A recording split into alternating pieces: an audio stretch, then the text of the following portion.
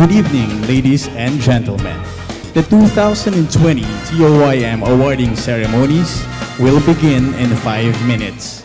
Once again, the 2020 TOYM awarding ceremonies will begin in 5 minutes.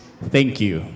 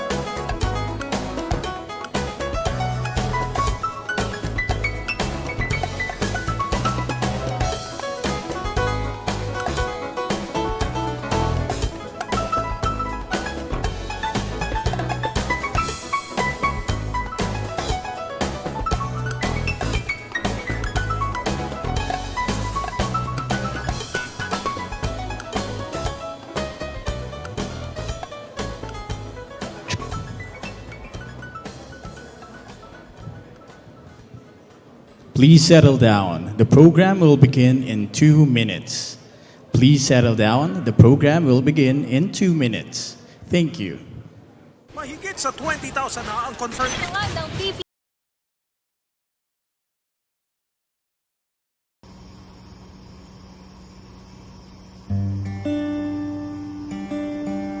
Wala na. Wala munang mga food court at fiesta. Meron namang lutong bahay. Wala munang window shopping. Meron namang free shipping. Wala munang happy hour. Pero may isang oras pa. Tulog pa tayo. Wala muna yung aircon at only coffee sa office. Pero andyan yung dream office mate natin. Biruin mo, wala munang quiz night, band night, samgyup night, pati videoke night. Pero meron ng time sa family night. Wala na munang pasyalan, wala na munang bakasyunan.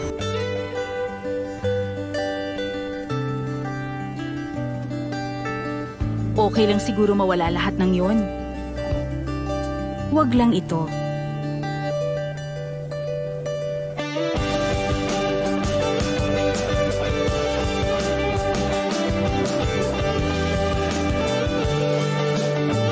Kasi may mga bagay na walang kapalit.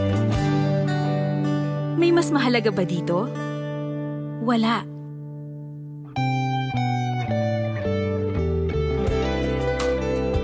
Rediscover what matters. Rediscover home.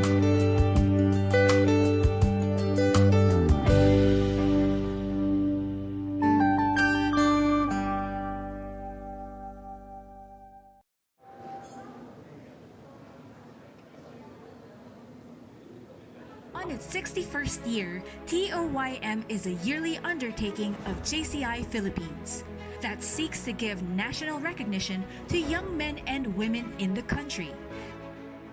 Toym awardees have now become the who's who for outstanding achievements in their respective fields such as agriculture, business, community development, journalism, and medicine, among others. JCI Philippines believes that the service to humanity is the best work of life. It was in this spirit that the Toym Award was conceived. The program recognizes that the achievements deserve public attention and will surely inspire the youth of today by living the JCI values. Nominees are evaluated by their exceptional leadership and excellence in the course of their contribution to humanity in general. Nominees have complied with all the rules governing the nomination and have disclosed material facts and information. Nominees have engaged in their field of endeavor and in contribution to the cause of humanity for a substantial amount of time.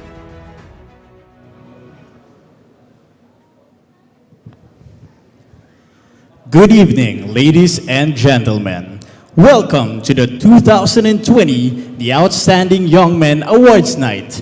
To properly open our night, let us all stand for the invocation and national anthem.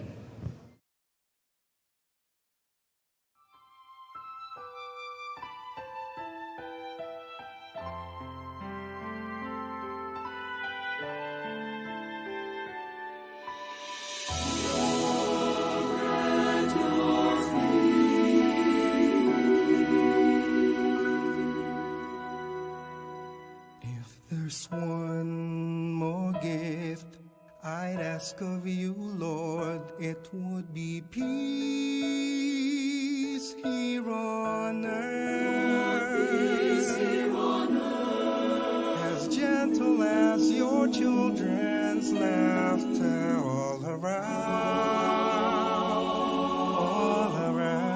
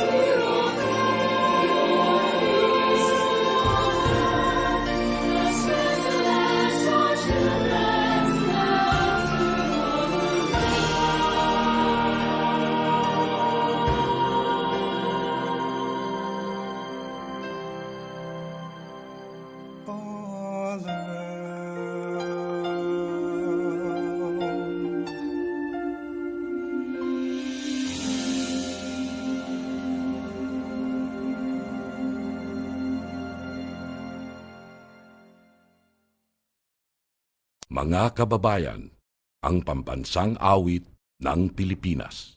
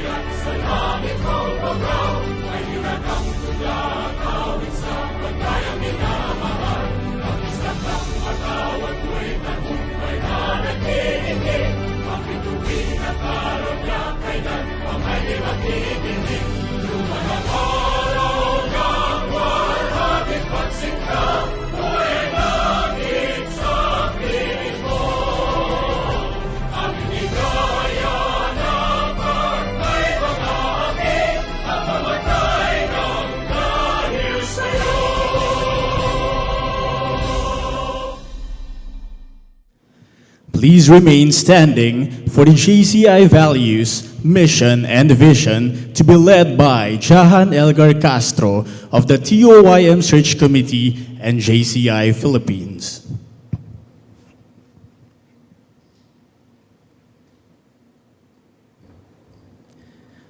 Fellow JCI members, let us recite the JCI values, mission, and vision in unison and with conviction. JCI values. We believe that faith in God gives meaning and purpose to human life, that the brotherhood of man transcends the sovereignty of nations, that economic justice can best be won by free men through free enterprise, that government should be of laws rather than of men, that Earth's great treasure lies in human personality, and that service to humanity is the best work of life. JCI mission. To provide development opportunity that empower young people to create positive change. JCI vision, to be the leading global network of young active citizens.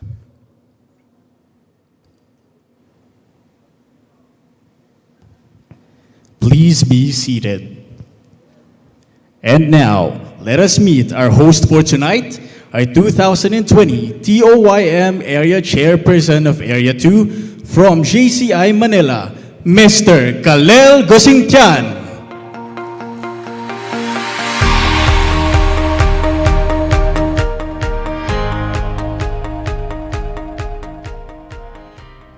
Good evening, ladies and gentlemen. It's a pleasure to see all of you here tonight. Everyone looks so stunning, dashing, handsome, beautiful. I almost didn't notice that the voiceover and our VP Jahan were the same person. We have a wonderful program that is sure to inspire you and make you feel confident that our youth are moving towards the right direction. Let us not forget, though, that we have safety protocols in place. Kindly avoid being in groups. Please always wear your mask and shield whenever you can. And let us all practice social distancing. Please use fist bumps or elbow bumps instead of handshakes, maybe even foot bumps.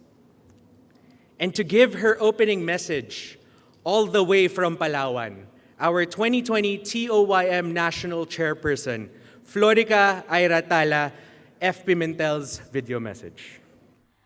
To the Junior Chamber International Philippines, the Outstanding Young Men Foundation, PLDT Home Fiber and Smart Communications, Jerry Rojas Foundation, and to all our sponsors, guests present, and viewers who are tuned in tonight, good evening from Puerto Princesa City. It is with deepest honor and pride that I present to you the 7 finest and brightest young men and women of the Philippines for 2020.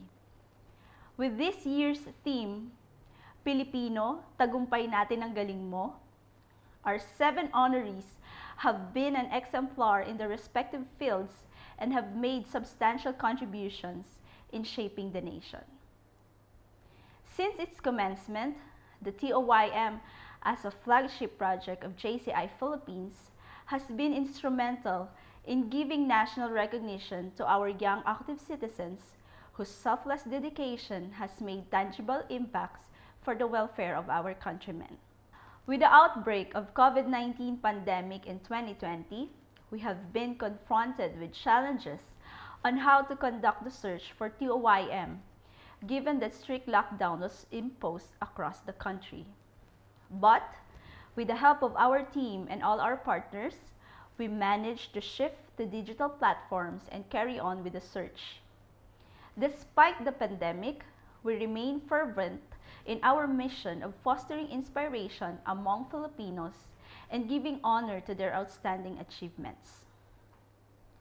To the 7 newly cited TOYM honorees of 2020, congratulations for bringing service to our nation, especially in these trying times, and for demonstrating excellence in your respective undertakings. Your contributions do not only create positive impact to the society, but they also inspire young citizens out there to believe in themselves and have faith in whatever they pursue. To the TOYM committee, thank you for your commitment and raging passion to work with the team, even virtually, to ensure the success of the search. I cannot wish for a better team during these extraordinary times. To our very diligent screening panel and board of judges, thank you for lending yourselves to pick our awardees this year. To the JCI Philippines and all our partners, thank you for your unwavering support and for making this activity happen. May this awarding ceremony draw inspiration to all Filipinos to pursue their dreams and join the growing pool of brilliant minds that help shape the nation into a better future. Thank you and have a great night, everyone.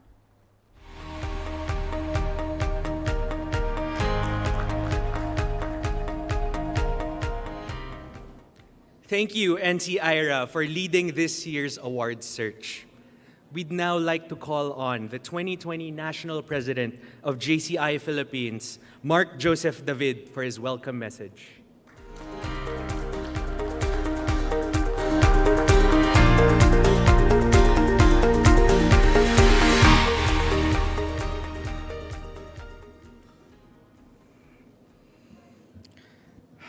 Good evening, everyone. It's an honor to have my last duty or function as National President of JCI Philippines to be here speaking before you as the 2020 National President. You know, there are twice in a speech that really affected me by heart. The first one, the recent one, was during my valedictory address at our national convention a few months back. And the other one was when I was national chairperson for TOYM in 2018. You see, this award is very close to my heart in a way na it provides us an opportunity to share stories. Stories that would inspire, motivate different individuals to achieve things na we see hard to achieve actually. So that's my ad-lib part of the speech. So actually I have a prepared speech for tonight. So with all the other protocols observed, our 2021 National President, Jude Asidre, our Chairman of the Board for the TOYM Foundation, Sir Donnie, also our Board of Judges, Chairperson Justice Carandang, all of the JCI members in attendance, our sponsors, our awardees, their families, our friends, guests, magandang gabi po sa inyong lahat. I'll start with a quote from this movie, Coach Carter, and it used to be a very popular quote in speeches, but recently, you hardly hear this quote anymore. It says, our deepest fear is not that we are inadequate. Our deepest fear is that we are powerful beyond measure. It is our light, not in our darkness, that most frighten us. You playing small does not serve the world. There is nothing enlightened about shrinking so that other people won't feel insecure around you. We are all meant to shine as children do. It's not just in some of us, it is in everyone. And as we let our own light shine, we unconsciously give other people permission to do the same. As we are liberated from our own fear, our presence automatically liberates others. You see, this quote is perfect for what we are trying to do in TOYM. We select extraordinary individuals and share their stories so that others may be inspired by them, be motivated, and aspire to achieve what they have achieved. This year has not been what we expected or planned for. The pandemic, the new normal, the drastic change in our way of life has not been easy for all of us. Rich or poor, we all felt the same impact this pandemic has brought into our lives. As we drown into economic collapse, depression, and other negative effects of these trying times, we look for hope. We look for something that will help us keep moving forward. And whatever that is, big or small, will mean something for someone. Our honorees today had shown how regular individuals can be extraordinary. From George Rioca, who revolutionized how we commute and provide Filipinos with a more cost-efficient and effective solution, and how at the same time provide opportunities to a sector mostly working in the shadows through constant coordination and education with policymakers about the motorbike industry. To the Honorable Mayor Vico Soto, for showing how strong leadership plus genuine intent of service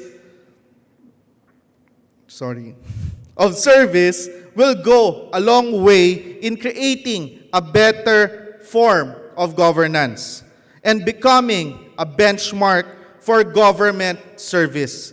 He serves as an inspiration to many, and most importantly, hope in our political scene. To Sir David Almirol Jr., for showing us that you should never allow the environment you are in control you.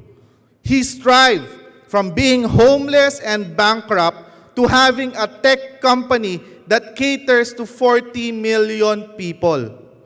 To Sir Edgar Elago, who strived for a better future for the indigenous and impoverished.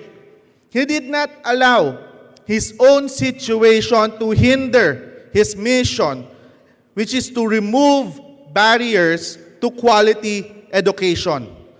To Dr. Raymond Sarmiento, who is an only Filipino to receive formal training in clinical informatics and public health informatics. He used these learnings to develop the country's first health interoperability software, paving way for better technology, efficacy, and efficiency for the local health standards. To Captain Ron Villarosa Jr., for creating peace and development projects where people could not. He organized livelihood programs and other activities in war-torn areas in the Philippines. Understanding the need for sustainability, he created systems that prevented violent extremists from entering communities and creating bigger conflicts. Lastly, our Pinay Power, Attorney Leslie Cordero, a senior disaster risk management specialist with the World Bank. She's called the Disaster Queen during her stint in the government. She coordinated the creation and implementation of the Yolanda Recovery Plan. Her passion in what she does is a testament that if you put your heart in whatever you are doing, you can never go wrong. Now, more than ever, we need to be inspired, motivated, and molded into active citizens to be part of the solution in creating a better society for a better future for all of us. Nation building is not just a responsibility for the leaders of this country, in government, or in businesses, but is a responsibility of each and every one of us, working towards a common goal, a common reason, and a common dream. Our team for TOYM this year, Tagumpay Natin Ang Galing Mo, shows that winning this award is not just for the honorees alone. Others should celebrate this win because this win is a win for all of us. Since this program's launching in 1959, we have been witness to the invaluable contribution of various men and women in the fields of agriculture and aquaculture, arts, banking, business, community development, sports, economics, education, government service, journalism, law, literature, medicine, and science and technology. JCI Philippines, together with our partners in nation building, the TOYM Foundation, the Jerry Rojas Foundation, PLDT and SMART, and all our sponsors this year, congratulates our 7 extraordinary individuals. Can they stand up and be recognized? And palakpakan po natin sila.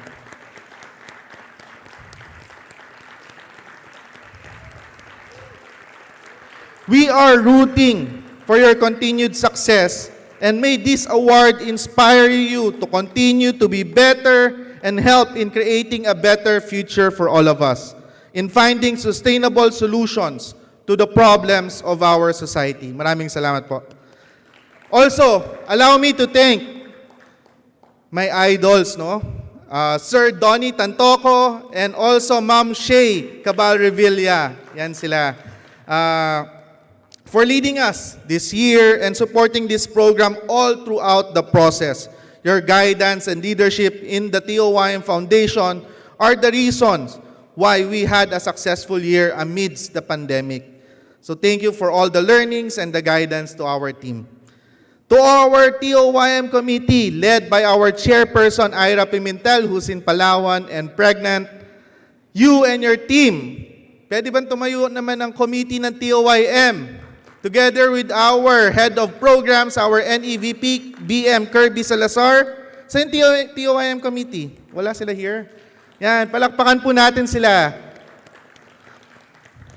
You are all the driving force of this program this year. Never backing down to any challenges and always finding ways, new ways, in ensuring this program is a success. Congratulations to all of you. To our institutional partners, PLDT and SMART, led by Mr. Manny Pangilinan, thank you for your continued support in the program and believing in what we are trying to do. For always being there to support and to guide. I have worked on this project as a national chairperson in 2018. And now as National President of JCI Philippines, PLDT and SMART has remained a strong partner of JCI Philippines and the TOYM Foundation in creating positive change in our society. To the Jerry Rojas Foundation, led by Ma'am Judy Rojas, our deepest appreciation for always being part of our program and for the undying support and belief in what we want to do. Together, as one nation, let us work together and build a culture of winning together. Your win is my win, and my win is your win. As we strive to better ourselves, let us remember the words of Lewis Howes that greatness is a lot of small things done well every day. Heidi Thompson said that the smallest act can ripple and spread and have a bigger impact that you can ever imagine. Every one of us has the power to make a difference in each other's lives and in the lives of the people we meet. What if you are the one? The simplest act can change the world. That is the power of one. One song can spark a moment. One tree can start a forest. One smile begins a friendship. One hand clap can lift a soul. One star can guide a ship at sea. One vote can change a nation. One candle wipes out darkness. One laugh will conquer gloom. One step will start a journey. One word will start each prayer. One hope will raise our spirits. One touch will show you care. One heart can know what's true. One life can make a difference. So, as I end, it doesn't stop there in what we do. As active citizens for positive change, we have to make a conscious choice each and every day to be the difference and make the difference. We must end each day better than when it started. So mabuhay po kayong lahat, mabuhay po ang ating awardees. Magandang gabi po sa inyong lahat.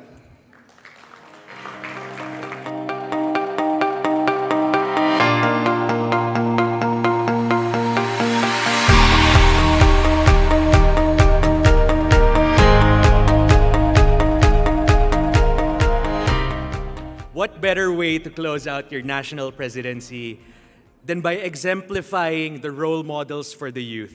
Thank you, NP Mark, for that wonderful message. And of course, congratulations on your 1 year to lead. Now, there is always a question I encounter whenever I meet people who are familiar with the TOYM process. And it's always, who are the judges? Sino ba yung judges? And unfortunately, I always tell them it's confidential until now. So I'd like to call on the 2020 TOYM Search Director, Nashfar Berganyo, to introduce our judging lineup.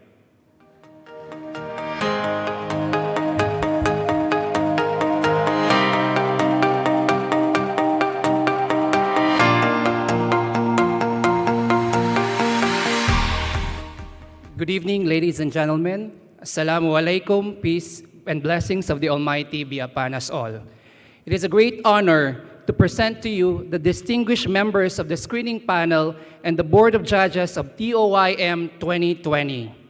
This year's members of the screening panel are composed of former TOYM honorees who are well accomplished in their respective fields. To start off, Mr. Rodrigo D. Manica Jr., journalist, 2012 TOYM honoree for broadcast journalism. Engineer Isa Mijeno, co-founder and chief executive officer of Sustainable Alternative Lighting, or SALT, 2019 TOYM honoree for science and green technology. Ms. Cherry D. Atelano, Agrea founding farmer and president, 2018 TOYM honoree for agribusiness. Dr. Luis Gatmaytan, medical doctor and children's author, 2003 TOYM honoree for literature. Dr. Erica Phil T. Legara, program director at Asian Institute of Management, 2018 TOYM honoree for education and innovation. Dr. Paulo Antonio S. Silva, assistant professor of ophthalmology at Harvard Medical School, Assistant Chief of Telemedicine at Betham Eye Institute, 2013 TOYM honoree for medicine. Ms. Doris Dumlao Abadilla, business journalist and writing editor at the Philippine Daily Inquirer, 2014 TOYM honoree for journalism. Attorney Theodore O. Te, human rights lawyer, 2002 TOYM honoree for human rights legal aid. And the chairperson of the screening panel is Attorney Maria Antoinette Velasco Aliones, Chief Executive Officer of the Tourism Promotions Board of the Philippines, 2009 TOYM honoree for human resources development in government service. And for the members of the Board of Judges, we have Mr. Kenneth Cobonpue, is an industrial designer known for his unique designs integrating natural materials through innovative handmade production processes. He began his design career after his studies in industrial design in New York, which led him to apprenticeships and further studies in Italy and Germany. He is also a TOYM honoree for arts design entrepreneurship in 2003. Commissioner Randy Halazan, 2016 TOYM honoree for education and the current Commissioner for the Philippine Commission for Urban Poor, a teacher who received the Ramon Magsaysay Award in 2014. According to the citation, Halasan received the award for nurturing his matigsalog students in their community, respecting their uniqueness and preserving their integrity as indigenous peoples in modernizing Philippines. Attorney Francis E. Lim, a senior partner and member of the executive and special committees of the Angara, Abelio, Concepcion, Regala, and Cruz law offices. Attorney Lim is the former president of the Philippine Stock Exchange and the incumbent president of the Shareholders Association of the Philippines. He is also the chairman of the National Competitiveness Committee of the Management Association of the Philippines, chairman, Judicial System working for the National Competitiveness Council, and a trustee at the CIBI Foundation Incorporated, Phoenix Research and Development Foundation Incorporated, and Judicial Reform Initiative Incorporated, and a fellow of the Institute of Corporate Directors. Mr. Federico M. Hizon, 2006 TOYM Honoree for Journalism. He is currently a senior anchor and a director for news content development at CNN Philippines. During his time with BBC World News, he anchored Newsday and Asia Business Report. He is a broadcast to more than 400 million households worldwide.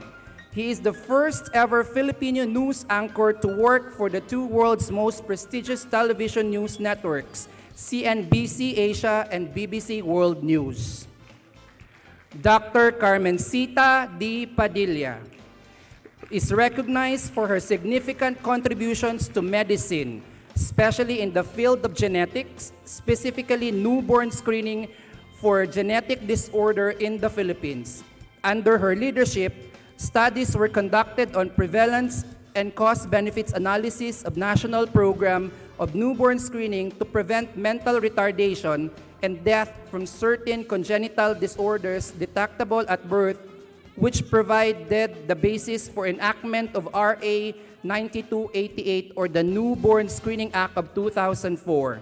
She is also a TYM honoree for medicine in 1996. Dr. Milwida N. Guevara. She is the Chief Executive Officer of Synergia Foundation and has held many positions in government. She served as Undersecretary in the Department of Finance, responsible for revenue generation and tax reforms. She was part of the economic team of former President Fidel V. Ramos. She received national awards for being a public servant par excellence for serving government with great distinction, including the second Gawad Heidi Yorak Award for Public Service in 2008. And last but certainly not the least, the chair of the 2020 TYM Board of Judges, born in Ilog, Taal, Batangas, and a daughter of two public school teachers, a college scholar for 4 semesters. She obtained her Bachelor of Arts major in Political Science at the University of the Philippines. It is in the same university that she obtained her Bachelor of Laws, graduating salutatorian of the class and cum laude in 1975. In same year, she ranked 9th place in the Philippine Bar examinations. Ladies and gentlemen, the 181st Supreme Court Associate Justice of the Philippines, the Honorable Rosemary D. Carandang. A round of applause for our distinguished panel of screeners and Board of Judges. So on behalf of the JCI Philippines and TOYM Foundation, thank you for making the 2020 TOYM search a successful one. Maraming salamat po.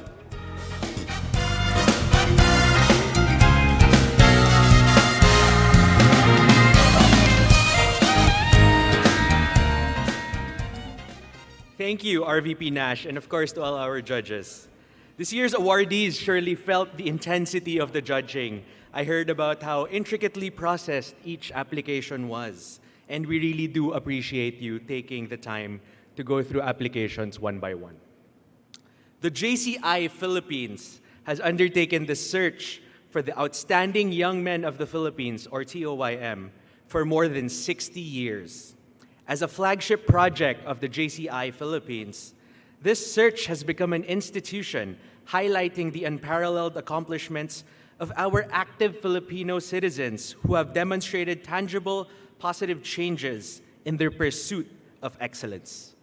To learn more about our batch of awardees, please watch this video.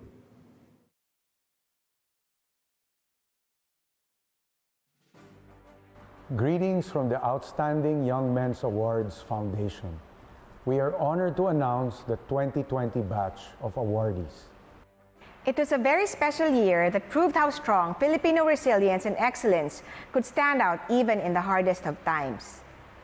Working with Junior Chamber International Philippines, we found 7 winners who best represent the outstanding young individuals in our country. JCI Philippines has undertaken the search for the most outstanding young men and women of the Philippines, or TOYM, for more than 60 years. As a flagship project of JCI Philippines, this search has become an institution highlighting the unparalleled accomplishments of our active Filipino citizens who have demonstrated tangible positive changes in their pursuit of excellence. As one of the most prestigious youth awards in the country, TOYM highlights stories and achievements of men and women aged 40 and below in different fields of expertise. Our winners move on to possibly winning the Outstanding Young Men of the World, going up against the TOYM winners of other countries. We will always be proud of our awardees, and we hope they can continue inspiring our nation's youth. Introducing our first winner, solving a lifelong issue of traffic in Metro Manila, this awardee for business entrepreneurship in pioneering industries also stands as a champion for the motorcycle taxi biker. As Chief Transport Advocate and co-founder of Angkas, he was able to uplift not just the lives but also the dignity and image of our habal-habal. Congratulations, George Royeca.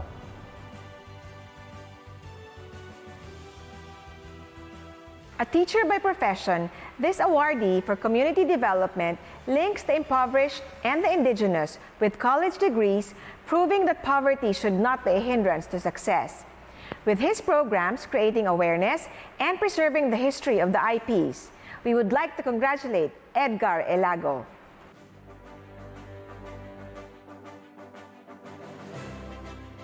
Finishing studies in the USA and even solving the Ebola outbreak in West Africa, this awardee for medicine chose to go back to the Philippines to develop the country's first health interoperability software connection, paving the way for better technology, efficacy, and efficiency for the local health standards. Congratulations, Dr. Raymond Sarmiento.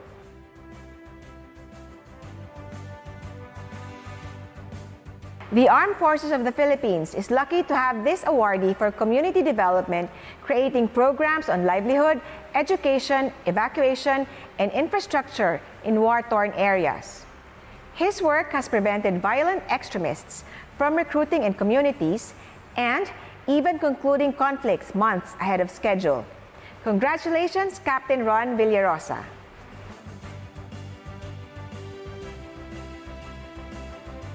Called the Disaster Queen during her stint in government, this awardee for political and social sciences was the face, voice, and mind behind the Yolanda Comprehensive Rehabilitation and Recovery Plan. Currently working in the World Bank, handling the overall disaster risk program for the Philippines. Congratulations, Attorney Leslie Cordero.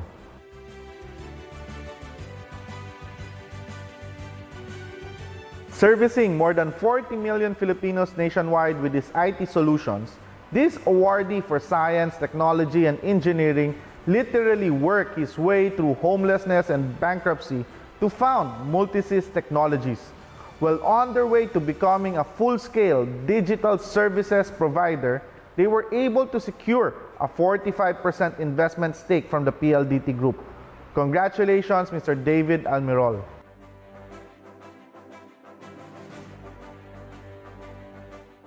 As a role model for local good governance, this awardee for government service is best known for being anti-EPAL, promising and delivering on better quality education, health, wellness, housing, communities, and transparency. He leads a new wave of government officials adapting to the modern needs of his constituents. Congratulations, Mayor Vico Soto.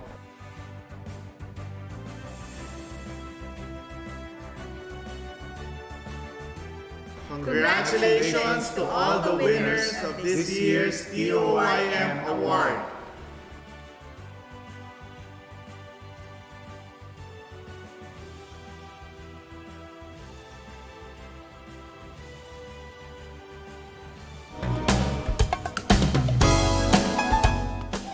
We are proud to present the 2020 batch of awardees. May we request the chairman of TOYM Foundation, Sir Bienvenido Tantoco III, for the awarding, as well as the president of the TOYM Foundation, Ms. Shay Cabal Revilla. The JCI Philippines 2020 National President, Sir Mark Joseph David. To be joined on stage by the chairman of the judging committee, Justice Rosemary Carandang, and of course, the 2021 National President of JCI Philippines, Sir Jude Asidre.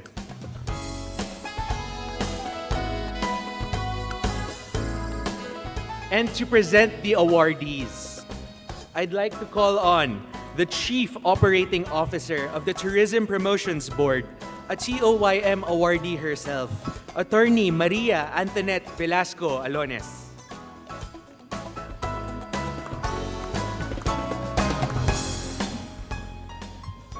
Magandang gabi sa inyong lahat.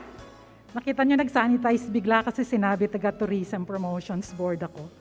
Maraming salamat po. A lot has been said about our honorees tonight, and on behalf of the 8 other members of the screening committee, 3 of whom are here tonight, we extend our gratitude to the foundation for the honor of reading through almost 80 bid books and spending 3 virtual meetings to deliberate on our candidates this year. But with you is a copy of the souvenir program, and I tell you, these pages do not do justice to the wonderful stories of achievement, heroism of our honorees tonight. So we would like to call on stage our first honoree, who has spent his life and career journey from being a janitor to being a multi-awarded entrepreneur, and worked his way through homelessness and bankruptcy to create Multisys, a ready-to-use software and technology company that caters to 40 million Filipinos, and with more than 20 solutions ranging from big data analytics to point-of-sale systems, Multisys makes it simple and cost-effective for businesses to thrive. The company prides itself in being a partner to businesses and helping them succeed. 5 years into the company, his value and volume grew big enough for him to earn a team and go full scale. And now, in partnership with PLDT, they are working to become a full-scale digital services provider. Multisys is reputed for speed, efficiency, and accuracy, and is well on its way to becoming one of the biggest technology companies in the world. With our honoree at the helm of Multisys, we just might see a local brand lead the local market. Our 2020 Toym honoree for Science, Technology, and Engineering, nominated by JCI Manila. Please welcome the Steve Jobs of the Philippines, Mr. David Lopez Almirol Jr., founder and CEO, Multisys Technologies Corporation.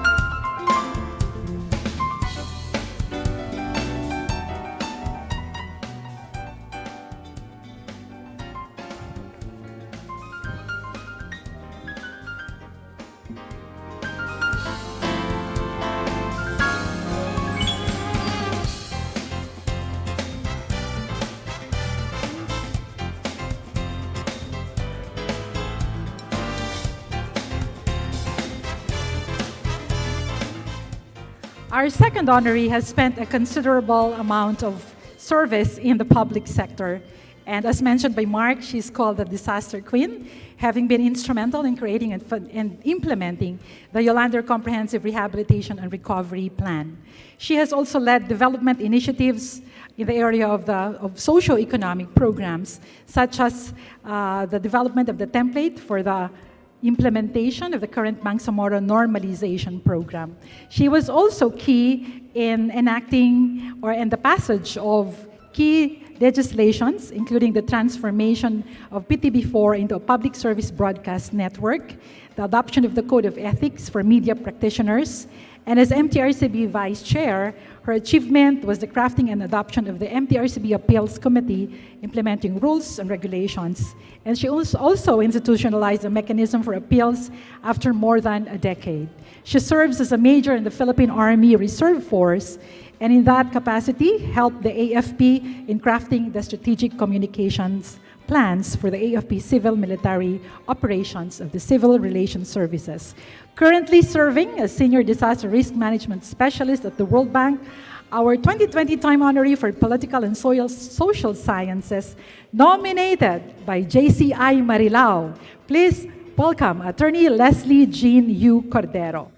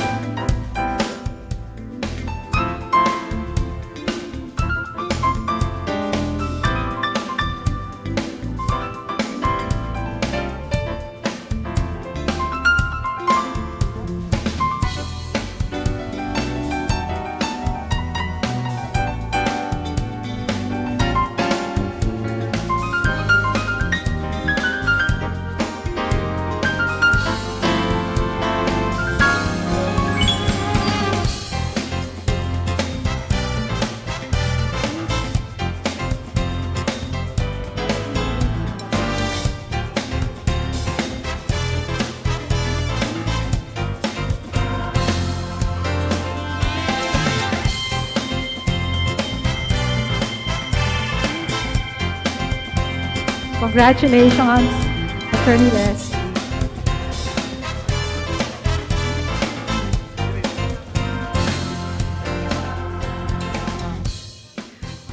Perhaps for our next group photo, we'd like to suggest that instead of a single line, for our VIPs on stage to stand like dito kayo, sir. Yeah, para hindi ko kayo pantay-pantay.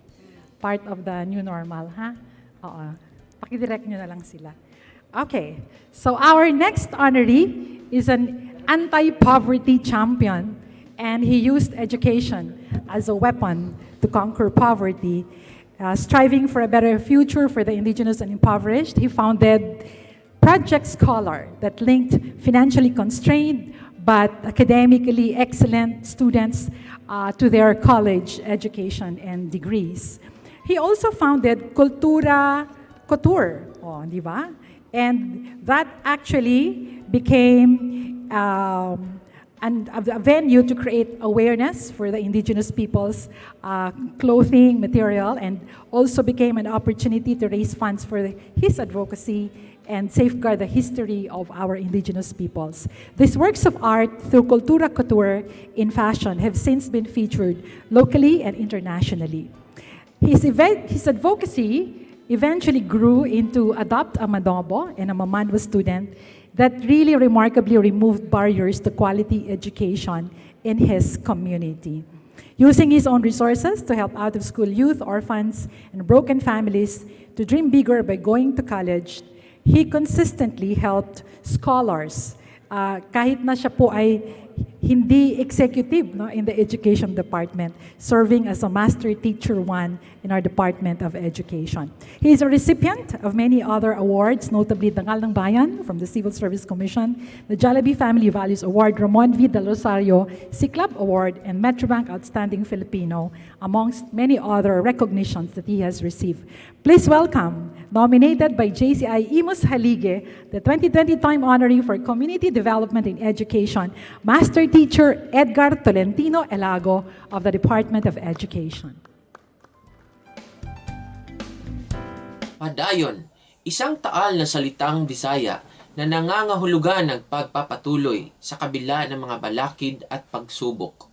Salitang nagbibigay ng pag-asa sa sinumang nawawala nito. Distinguished guests, important personalities of the TOYM Foundation Incorporated, GCI Philippines, Jerry Rojas Foundation, TOYM 2020 National Search Committee, my fellow awardees, ladies and gentlemen, isang mapagpala at mapaglayang gabi sa ating lahat.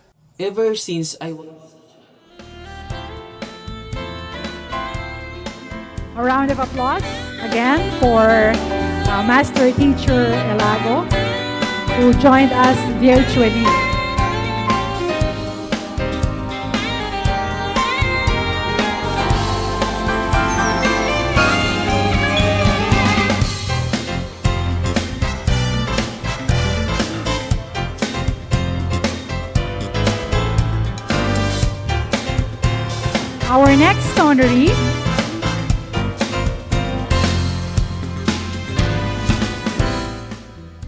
Our next honoree is a trailblazer, and perhaps for all of us commuters in Metro Manila, a favorite pick.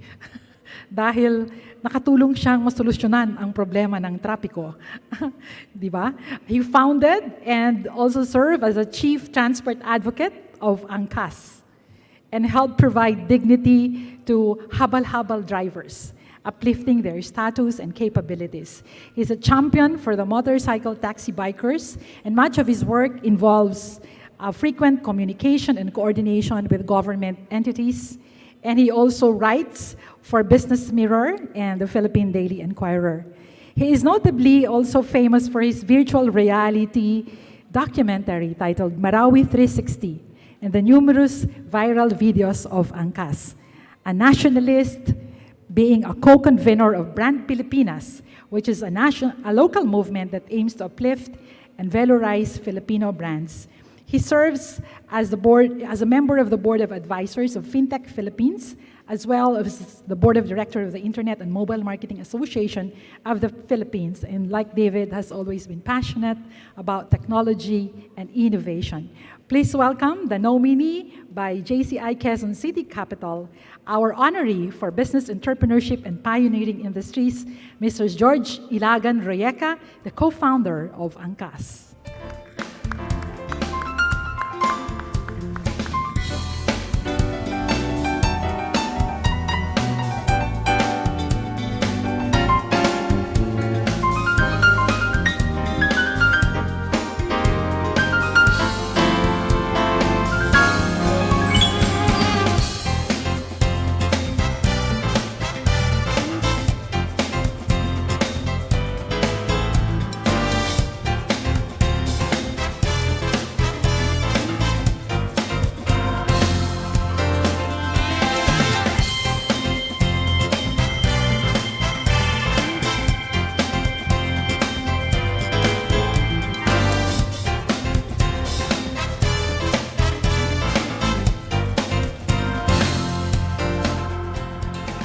Congratulations, Mr.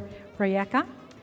Our next honoree is currently the director of the National Telehealth Center of the UP Manila National Institutes of Health, and is noted as a world-class physician who came from humble beginnings. He has relied on relatives to get through schooling and became the first and only Filipino to receive formal training on clinical informatics and public health informatics. Despite lucrative offers to work abroad, the patriotic Filipino in him, compelled him to come back to the Philippines, serve the country, and develop the country's first health interoperability software connection, paving the way for better technology, efficacy, and efficiency for our local health standards. He is a multi-awarded scientist and researcher that currently sits as director of the National Telehealth Center and specializes in informatics, automating health solutions to help more people faster and better. Please welcome the nominee by JCI Ortigas for our TOYM Awardee for Medicine, Dr. Raymond Francis Rapal Sarmiento.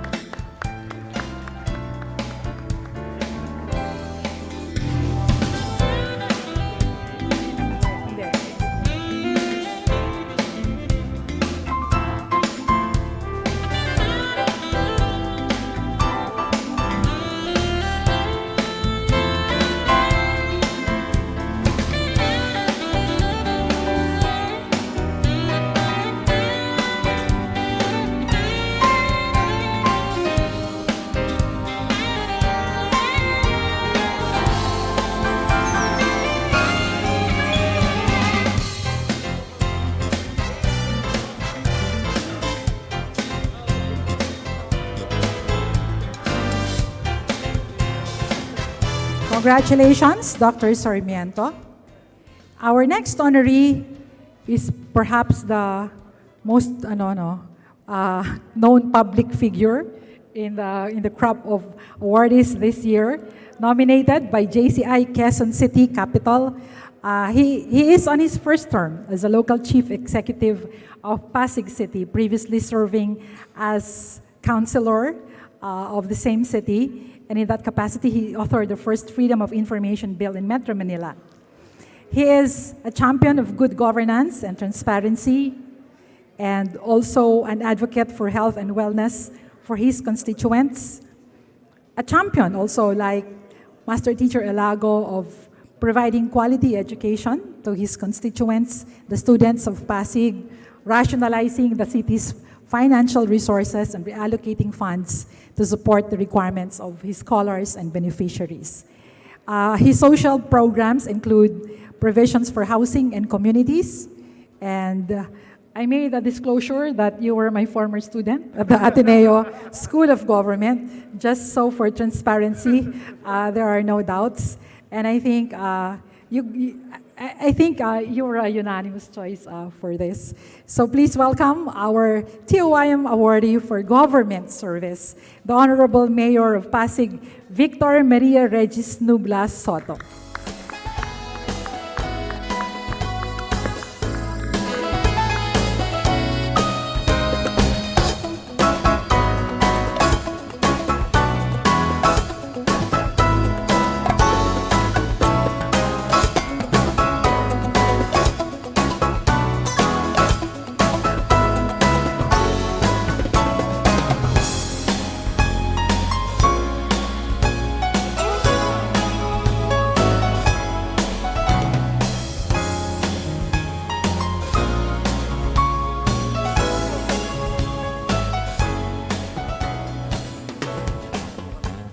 Very good, thank you. Congratulations, Mayor Vico Soto.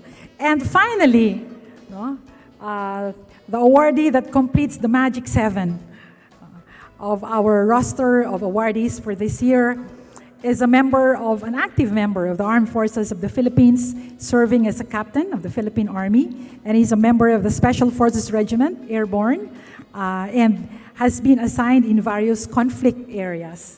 He is being recognized for his efforts in creating peace.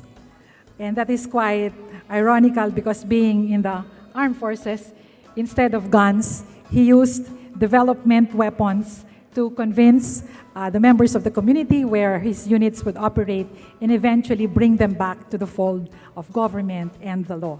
There are numerous accomplishments he's being cited for, all of which are in the souvenir program, so I won't duplicate mentioning all of them. Suffice it to say that because of his role in creating peace, we, the government, was able to conclude conflicts months ahead of schedule.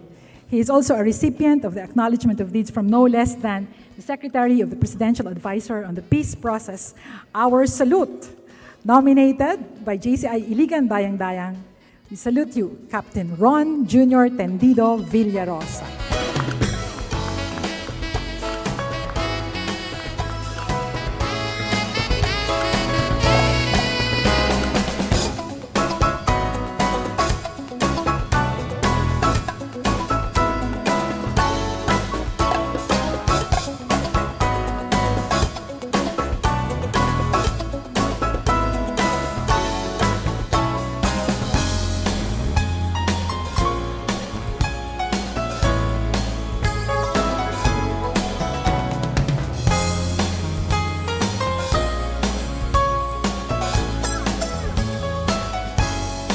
Congratulations, Captain Villarosa.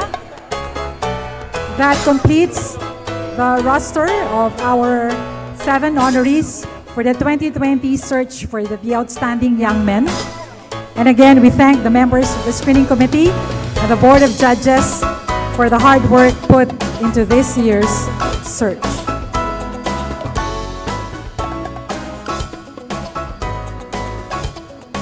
May we call on stage the 7 honorees, please, with your trophies.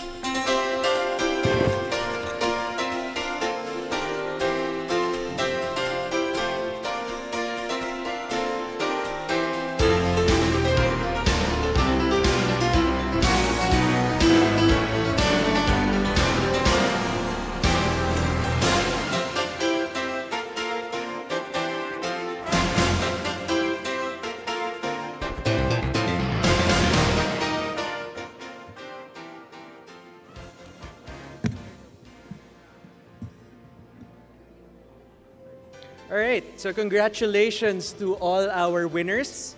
If you would like to take photos with them, please please do so now, actually, while we take a short break from the program. Thank you.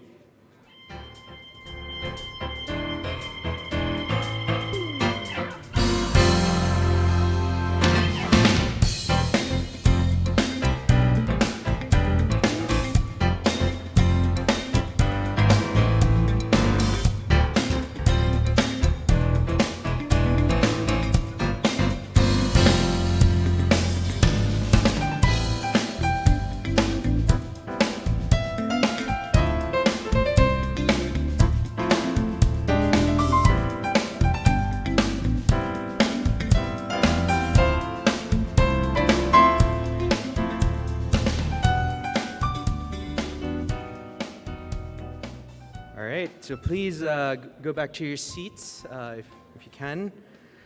We'd like to call on the chairman of the TOYM Foundation, Mr. Donnie Tantoco, to give us his inspirational message.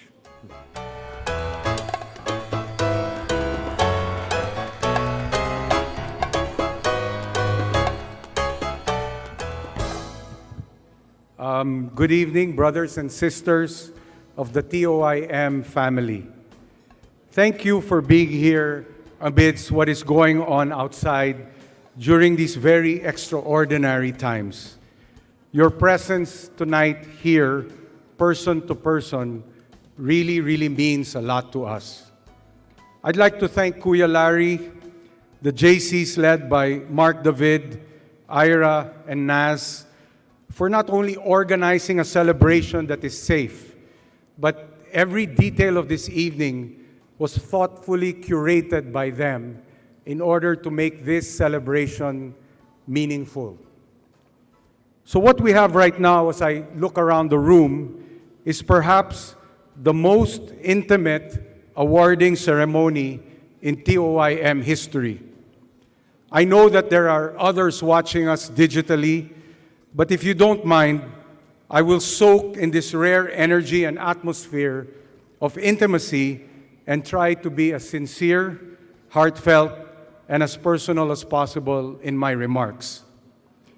First of all, I would like to sincerely thank the JCs and the search committee.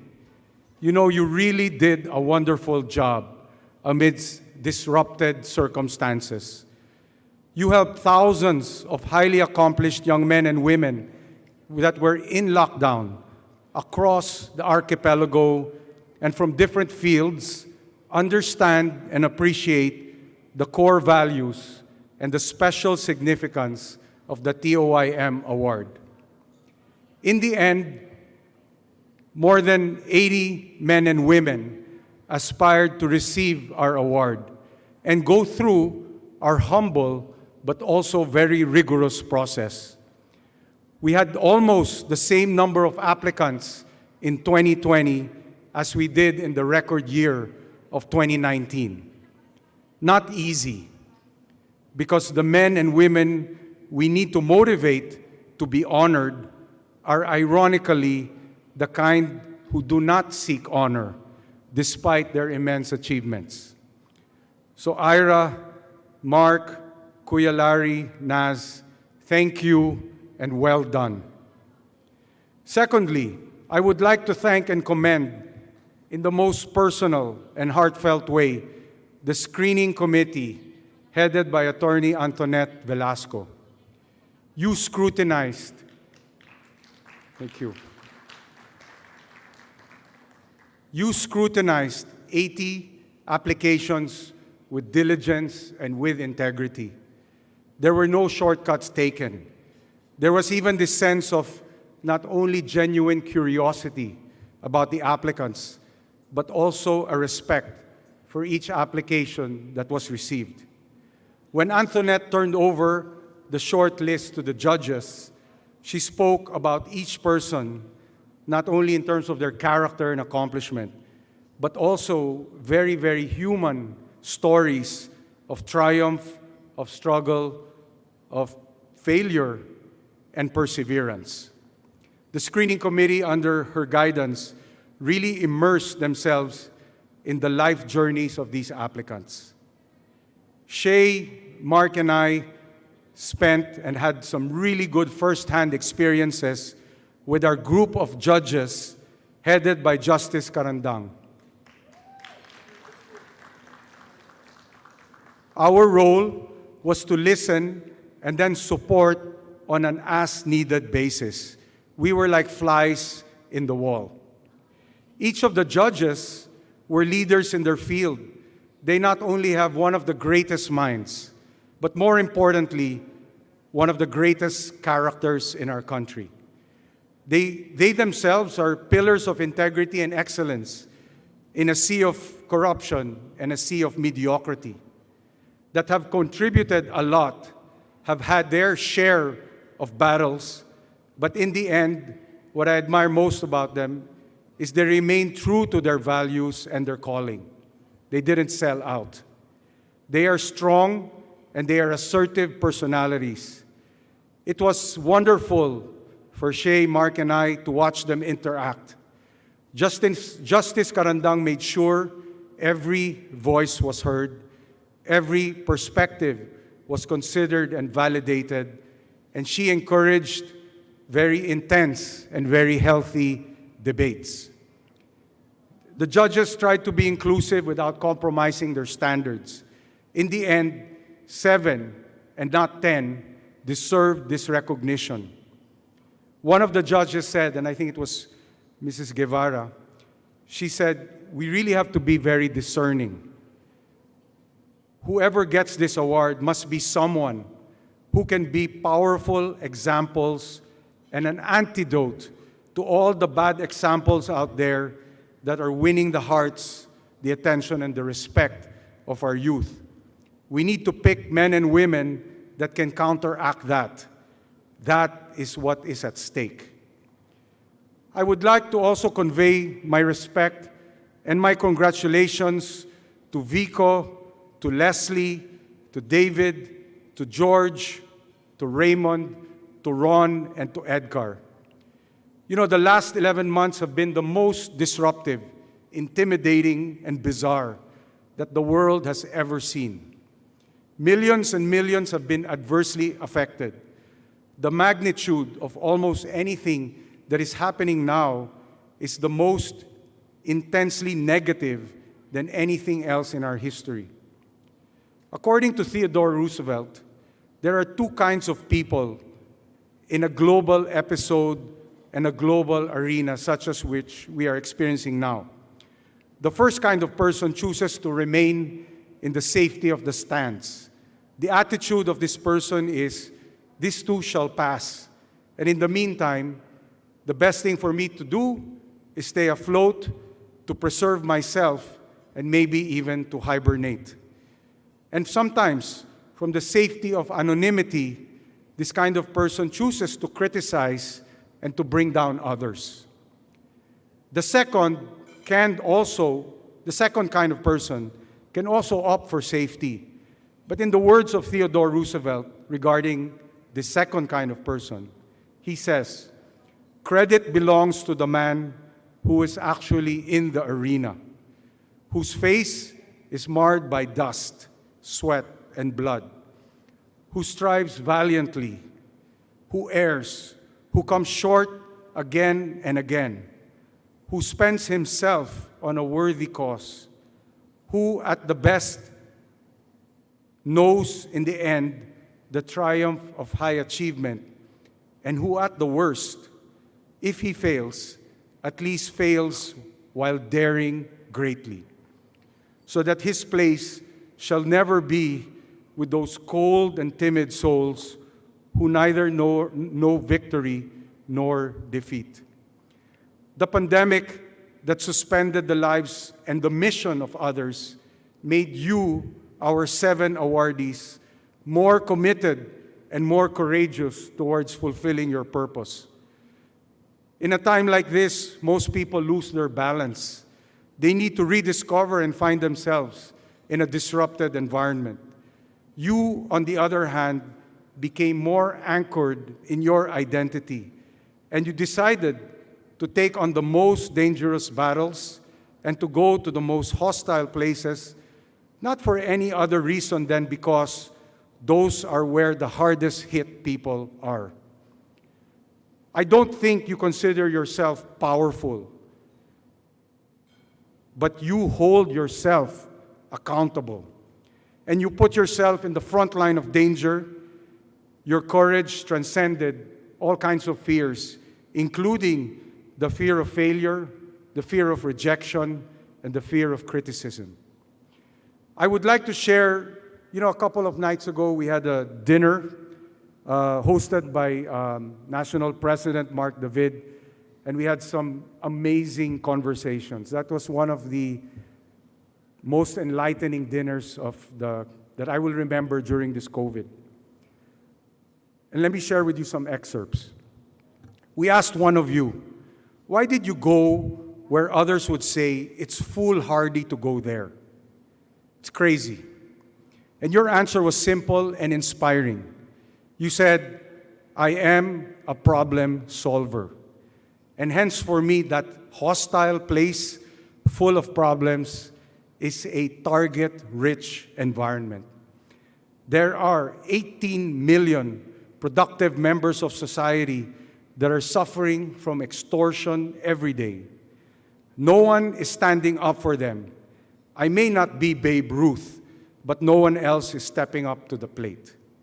We asked another one during dinner, what is it like to be in a place where the whole country you are in is a war zone? How did you feel when your 6-month stint became 4 years because your passport was held hostage by your employer? And you said, I started there as a janitor, and within those 4 years, I learned from the best computer programmers in the world. My work helped protect the lives of US Marines in Iraq. And now I am using those skills here in places like Marawi. Another person made the playbook of disaster recovery from Yolanda. She was asked to help the besieged city of Marawi. Her organization, which was the World Bank, said, no, we don't allow you to go there. We are advisors. We don't put ourselves in the front line where dangers are lurking. So she allowed herself to be activated as a military person, and on her first day, in her first meeting upon arrival, the generals in charge engaged her to apply the Yolanda plan to Marawi. Then we asked this other winner, what was it like to be a soldier that was ordered to combat terrorism? And he said very simply, I'm a soldier and I'm trained to fight with weapons. However, when I went to the scene of the battle, I realized that the enemy was not a terrorist. The enemy was hunger. I redefined the enemy. I decided not to kill. I decided to convert. I am only scratching the surface. I could go on and on about the conversations during that amazing evening. The point is, these stories about these 7 mission-driven heroes have to be told and heard so that others can be enlightened and inspired. To the 7, I want to tell you that the battles you chose and are still choosing are the ones others don't care about. Because first of all, there is a belief that it can't be won. And secondly, winning may help the most vulnerable members of society, but it does not lead to wealth, does not lead to power, and it does not earn the respect of the world. This is why at TOYM we are telling you, Vico, Leslie, David, George, Raymond, Ron, and Edgar, we commend you, we honor you, and we respect you. You are now part of our community, and we offer to be with you through your continuing journey. May God bless you and protect you and your family. May you continue to be motivated in the end by love. May you continue to seek the highest good for others, even when it entails your sacrifice. May you continue to speak truth to power. May your work be nothing less than your love made visible. Thank you very much, and amen.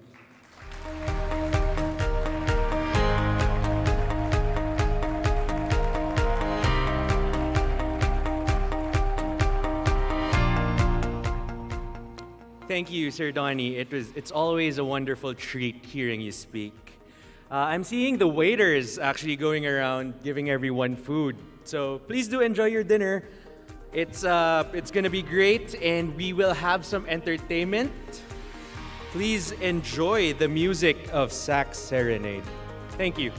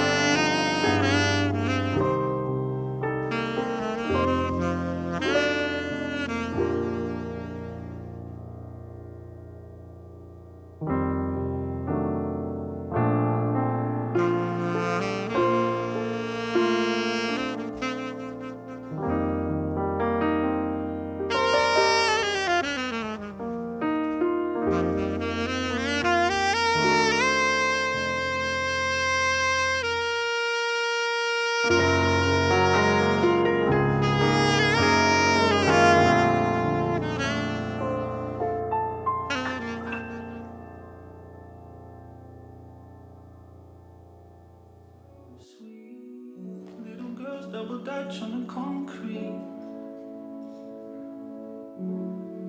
Maybe sometimes we got it wrong, but it's alright.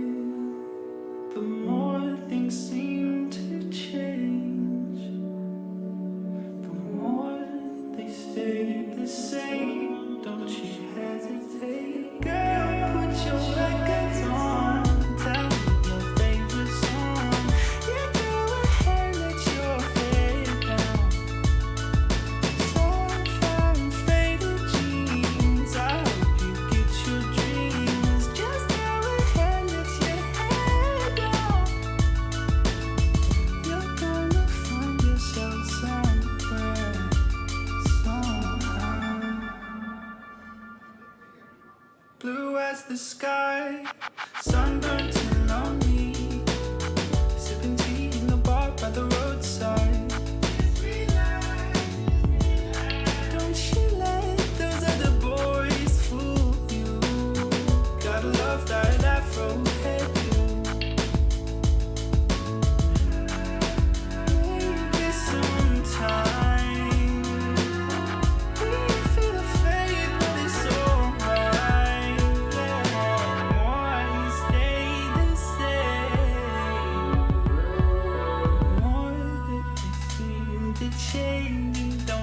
think it's strange.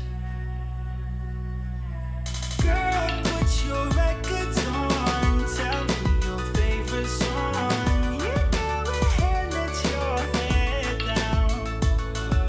Sapphire and faded jeans. I hope you get your dreams. Just go ahead, let your head down. You're gonna find yourself somewhere, somehow. Just more than I could take. Pity for pity's sake. Some nights kept me awake. I thought that I was stronger. When you're gonna realize that you don't even have to try any longer. Do what you want to, girl. Put your records on. Tell me your favorite song. There's no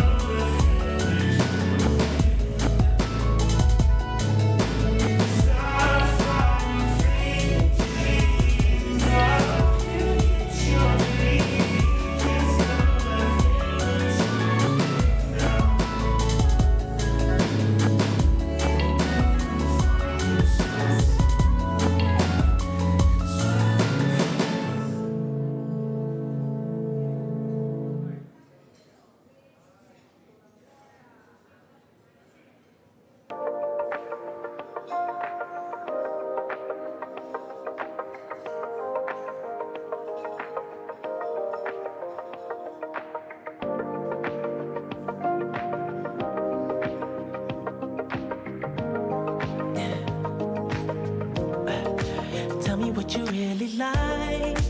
Baby, I can take my time. We don't ever have to fight. Just take it step by step. I can see it in your eyes. Cause they never tell me lies. I can feel that body shake and the heat between your legs. You've been scared of love and what it did to you. You don't have to run. I know what you've been through. Just a simple touch and it set you free. We don't have to rush when you're alone with me. I feel it coming. I feel it coming, baby. I hope everyone was able to enjoy their dinner. So 2 nights ago, we actually brought the awardees together so they could meet each other ahead of time. It was a wonderful evening filled with stories of breakthroughs, challenges, insights, and ultimately, a hope for a brighter and better Philippines. We'd like to now call on the awardees to give their inspirational acceptance messages. So first, we'd like to call on our awardee for business entrepreneurship in pioneering industries, Mr. George Royeca.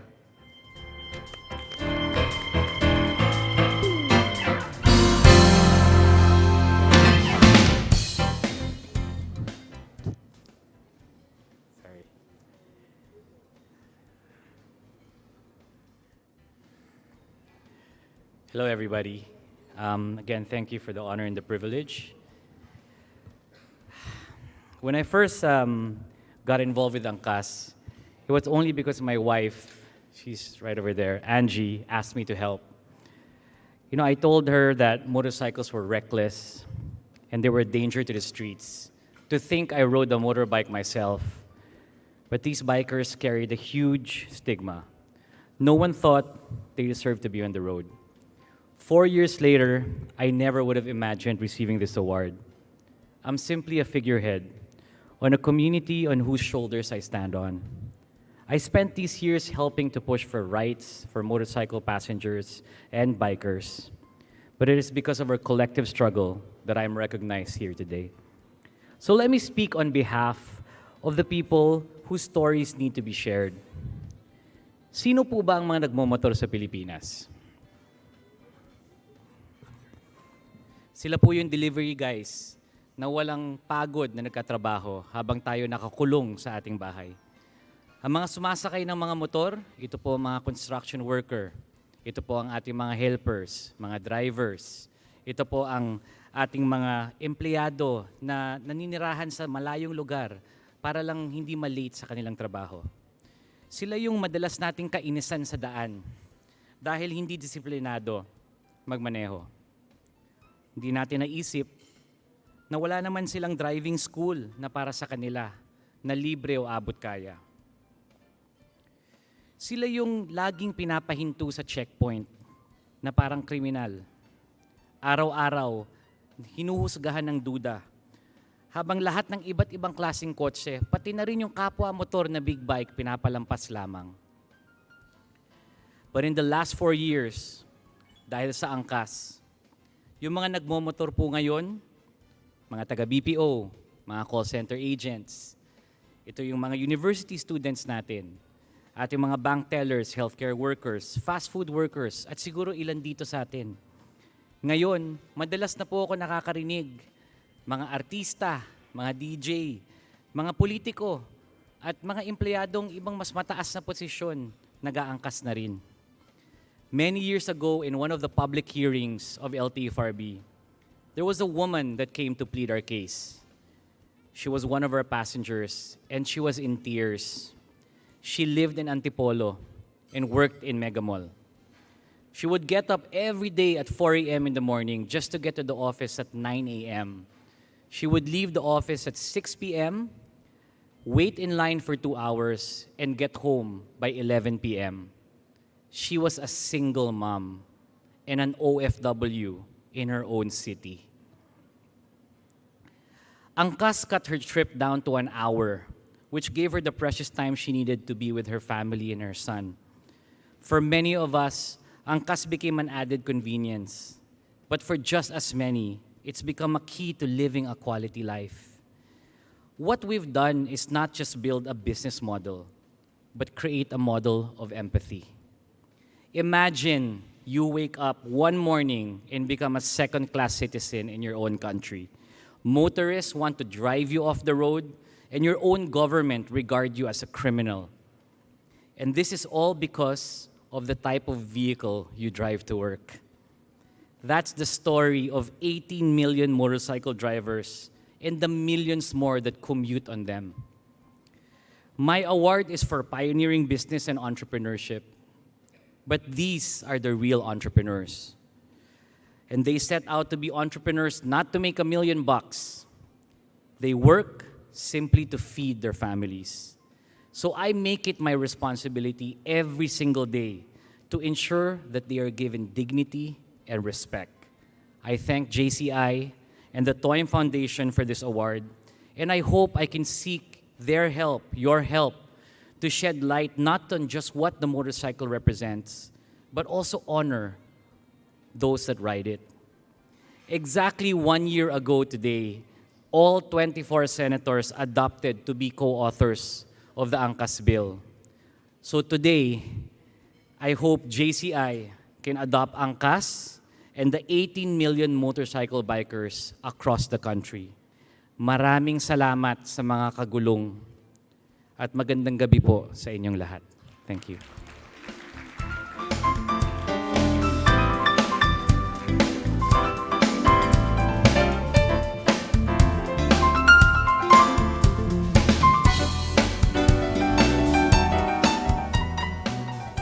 Thank you, George.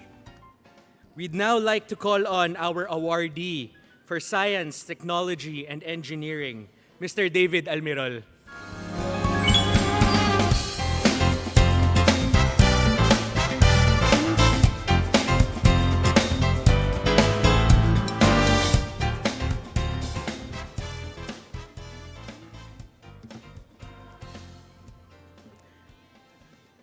First of all, I would like to thank JCI Philippines and the OYM panelists.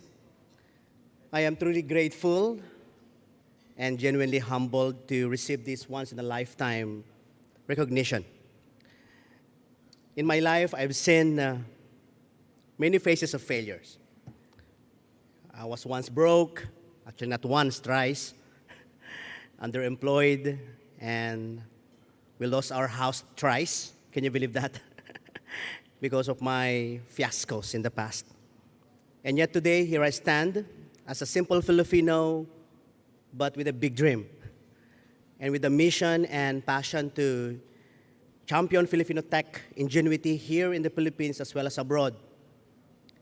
I cannot imagine with the humble beginning of Multisys that we're catering more than 2,500 companies now in the country, serving more than 50 cities and municipalities, providing ease of doing business, and serving more than 20 national government agencies, and serving more than 40 million Filipinos. It's not about me anymore. It's about my team out there. That I was able to show them the importance of teamwork and helping each other. This win is a testament that we can. Kaya nating mga Pinoy, kaya nating makaahon, kaya nating magpursige, magserbisyo at maging inspirasyon sa kapwa natin. Of course, I would not have made this without the wonderful and support of my family, of course, my friends, my business partners, my Multisys family. I hope they're here. I'm sure they're shouting already here. And everyone whom I have the honor and opportunity to work with, who believe in me despite of my imperfections and shortcomings. With all of our ups and downs, we'll learn to listen. As we listen, we'll learn to follow. And as we follow, we'll learn to lead. Most of us, I'm sure that we've learned a lot of things from our failures in the past. And let's continue to inspire each other. I'm very happy that every time I attended a gathering like this, the beauty here is not the award anymore. The beauty here is because we're inspiring each other. That's more, important than any trophy. Each of us, we have our own weaknesses, I'm sure. We do have. But each of us, we have our own strengths. But I always believe that if we combine our strengths all together, like what we're doing now, we can have a better future together as partners. I believe that all of us are all partners here. Above anything else, of course, let's not forget to trust God and His plans. At para sa lahat, may we strive to keep the passion and heart to use our skills and resources for the greater good. May we all mold the young, the next generation, to have passion and patriotic spirits. And may we embrace our imperfections and we're able to work and collaborate with each other to lend our strengths to those who need them. Tagumpahin natin ang galing ng Pilipino. And glory to God and congratulations also to my fellow Toym honorees. Nakakatawa, my friend George is here. Let's continue to do our best and work together, all of us. Let me end my message with a very simple, my favorite verse in the Bible. It says in Proverbs chapter 22, verse 4, the rewards of the humility and the fear of the Lord are riches, honor, and life. So, thank you so much. When I was in Iraq, during the war, I've learned so many advanced technologies, but I've learned the frailty of life as well. We only live once, but I think if we will use this life with purpose, once is enough. Maraming salamat po at magandang gabi sa ating lahat.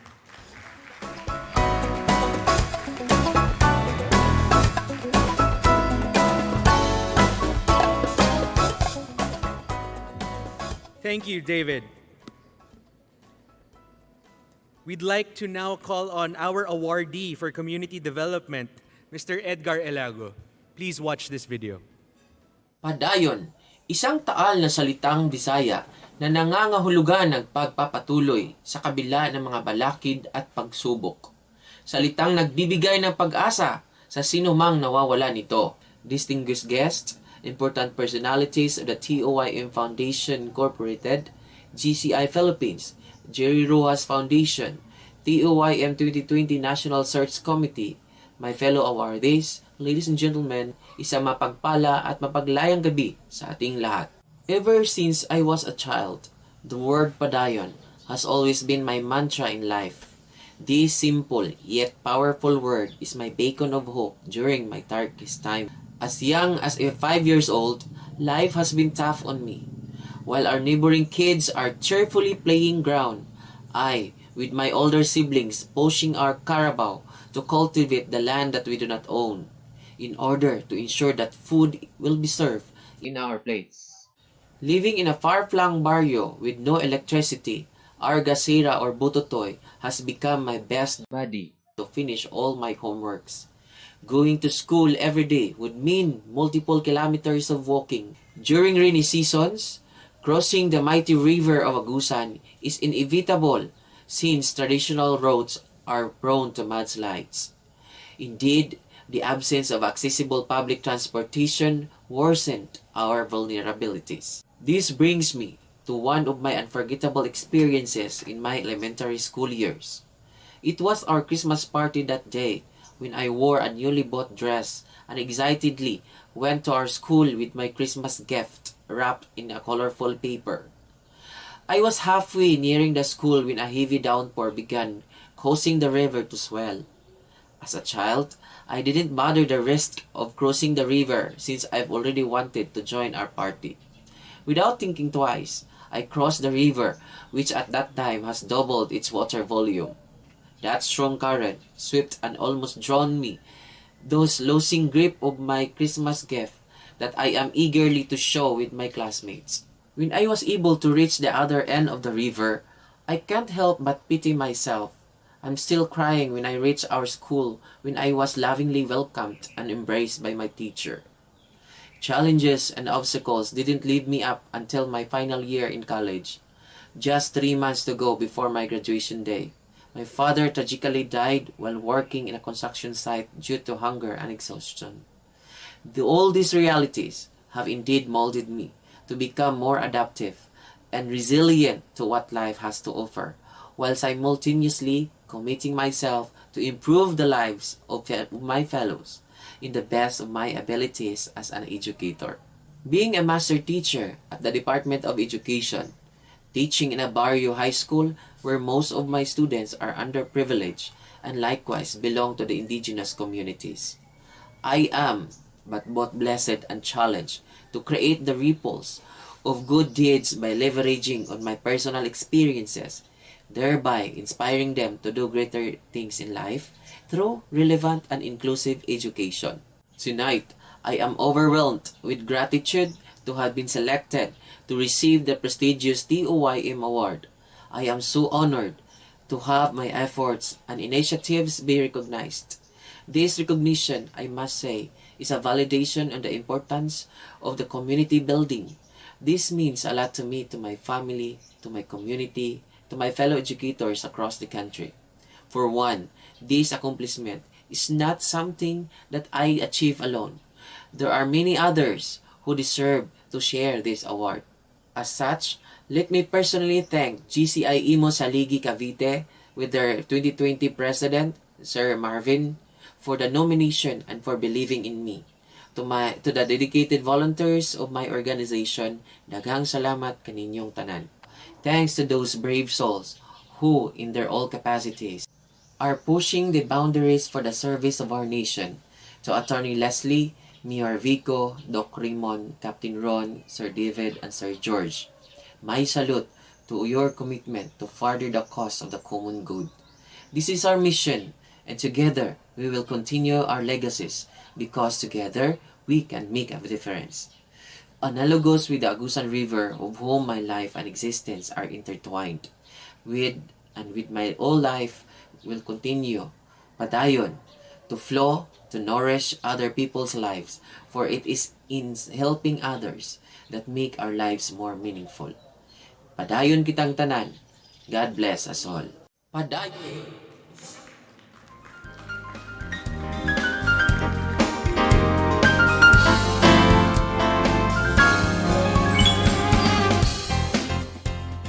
Thank you, Edgar. He's watching, he's joining us via Zoom, by the way. So we'd like to now call on our awardee for medicine, Dr. Raymond.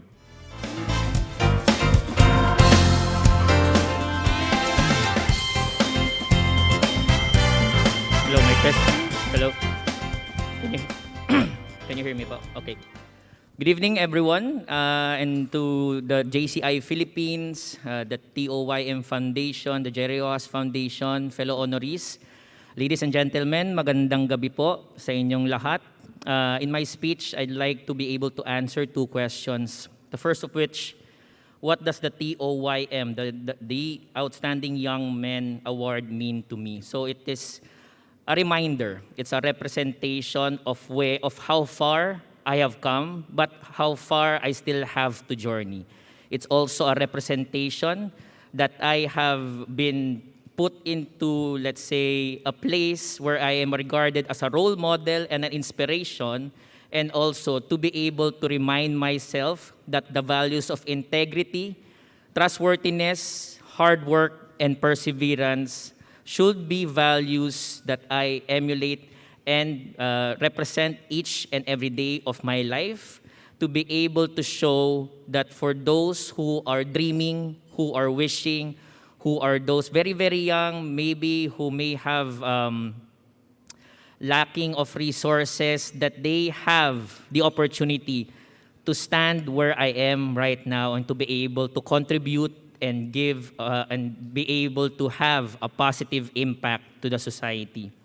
The second question would be, why do I think that I was chosen as one of the 7 honorees for this year? I sincerely believe that it is because, not just because of the narrative, my personal narrative or personal story, it's more of what I represent through those stories, those multiple stories. It's not how I helped the Ebola outbreak when I was still a trainee in the United States. It's not how I was helping the movement for good governance in terms of bringing about reform to the government through good governance, sustainable reform action, and leadership development. It's not about the work that I have brought in terms of inspiring the youngsters and those that I have been mentoring in the field that's relatively unknown in the Philippines, called biomedical and health informatics. It's all about the story of perseverance and grit and hard work and the belief in oneself that for every stumble, every fall, and every failure that you may experience, it's not the amount or the number of those. It's all about how you get up. It's all about your belief that you should get up, that each day brings you an opportunity to get up, help others, help yourself, and help your loved ones in the process. Biomedical informatics in the Philippines is not really a well-known subspecialty in the field of medicine, nor in the health sector. Being thrust in multiple roles as a physician, a scientist, and a researcher, these have given me excellent opportunities to help shape the direction that the Philippines will take in terms of automating clinical workflows and public health surveillance, extracting insights from large-scale data sets, and translating scientific findings into actionable steps to help improve the lives and well-being of the Filipino people. It is my fervent hope that this emerging specialty of biomedical and health informatics ushers in a new age of technology-aided medicine, but still very much ensconced in evidence and decisions that are based on data that will eventually be able to influence public health practices positively and to be able to translate this into actionable policies. I came home from training little less than 5 years ago, equipped with knowledge and skills and with the enthusiasm to bring about positive change to society. And with this, I never lost hope that in terms of the things that I was holding on, that one of life's greatest privileges is to be able to utilize, and serve others using our God-given talents, not for personal gain, but for public good. I'd like to end my speech with a quote, and it's really one of those quotes that the environmentalists actually have taken in for themselves. I'm not really sure who the source is, but here goes. We do not inherit the earth from our ancestors. We borrow it from our children. So to my children, may 2 children po, Rafaela and Rafael Josephine and Riley Adley, thank you for giving me the opportunity to bring about positive change in this world, and thank you for letting me borrow your earth. I hope that by the end of my life, you'd be able to enjoy the fruits, the positive fruits of our labor. I'd also like to thank my mother who brought me up, my maternal grandmother, rest her soul in peace, who was a very large influence in my life growing up. My sister, still very much a partner in all things. And to my loving wife who's here with me, maraming salamat for all the support, for all the love, and for all the guidance. And lastly, for all the belief that I'd be able to be the person that you see me each and every day. Maraming salamat po.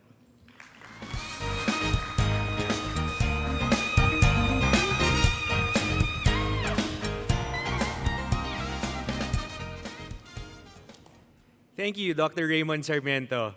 We'd like now to hear from our awardee for government service, Mayor Vico Soto.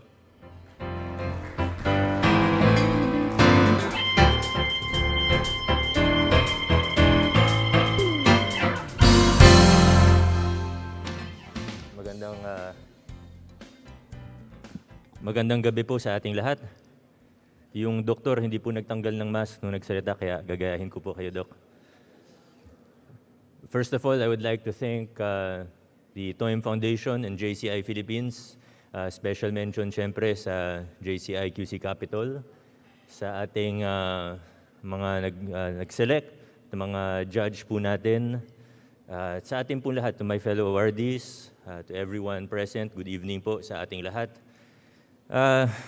All of us all of us here in this room, and perhaps those who are watching, especially the young people, all of us see things that we would like to see changed in our society, whether it's in the transport sector, in the field of medicine or healthcare, whether it's in the field of education. We all see things that we would like to improve, we would like to change. Minsan nakakapagod po talaga. Kami sa gobyerno, minsan mapaisip ka na lang, kaya ba talaga itong ginagawa natin? Yung mga reforma na pinapakilala natin o pilit nating pinapakilala, nagtatagumpay ba talaga tayo? Sometimes it does feel like we're pushing against a wall. Sometimes it feels like we're trying to move an immovable object. After all, what we're trying to change and we're trying to reform are practices and things that have been there for not just even years, but decades or centuries. Yung mga nilalabanan po natin, these are things that are deeply rooted and highly institutionalized. They're in our culture, they're in our government, and not just in government, but all of the fields that are represented here this evening. But I take comfort. Hindi dahil magaling ako, hindi dahil matalino ako, kung hindi dahil alam kong marami po akong kasama. Dahil hindi ko po ito magagawa. Lahat ng ginagawa ko, lahat ng ginagawa namin sa Pasig, kung ako lang po mag-isa, matagal na akong sumuko. Pero nandito po ako dahil sa mga tumutulong, sa mga tao na nakikiisa sa vision natin para sa mga pagbabago na gusto nating ipatupad at ipakilala. Gaya po ng mga kasama ko dito, I take comfort in knowing that for every one of us awardees that are here this evening, there are 1,000 more young leaders who are pushing for change and are working hard to see a better Philippines for the next generation. Marami po hindi mabibigyan ng parangal, hindi mabibigyan ng award, but they are there behind the scenes. Some of them, we may never know their names. And my hope is that as we receive these awards tonight, hindi lang siya manatiling award, hindi lang na parangalan kami. kundi sana magsilbi po itong inspirasyon sa libo-libo o milyon-milyon na kabataan na inahangad yung mabubuting pagbabago sa ating bayan. But before anything, I also want to say, gaya nga ng sabi ko, itong mga nagagawa natin, hindi ko naman po magagawa mag-isa. You know, some of you here have helped me along the way. 2 of my teachers are here.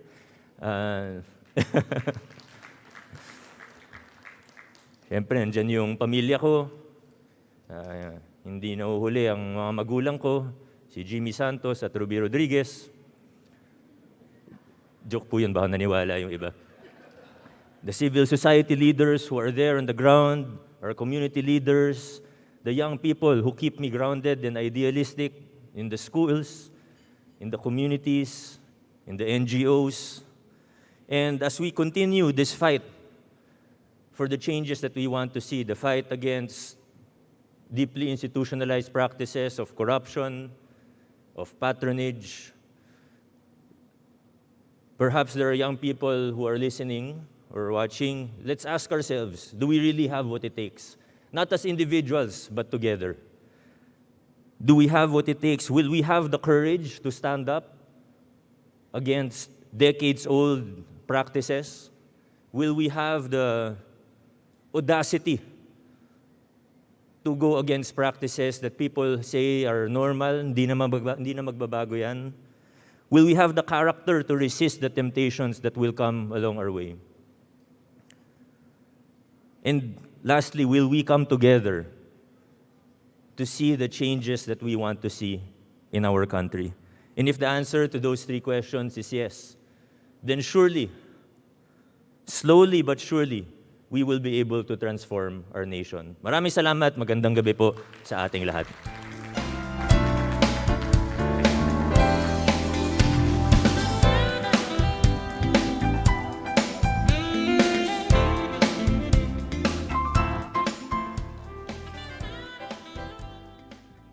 Thank you, Mayor Vico. I'm sure that there is still a lot more in store for our awardees, and I look forward to the heights they will go as they move forward in their careers. We'll hear from Attorney Leslie and Captain Ron in a while as they are currently in an interview. So now I'd like to call back on stage Sir Donnie Tantoco, Ms. Shay Cabal Revilla, and NP Mark David to present the plaques of appreciation for the judges.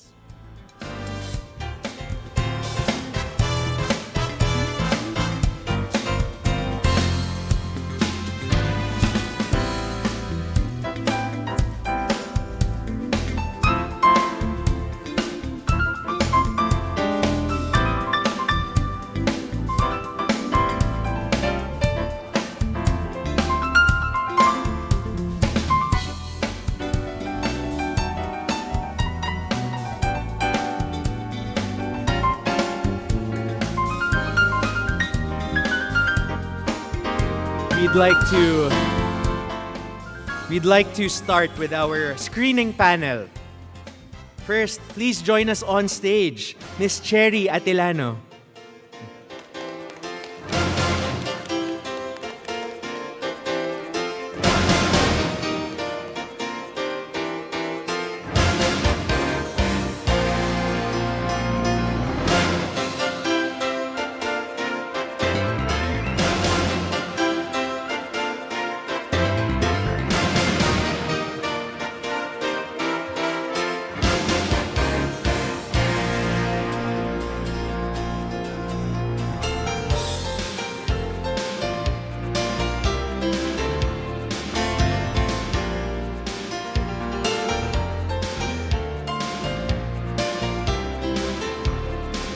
Next, we have Dr. Luis Gatmaitan.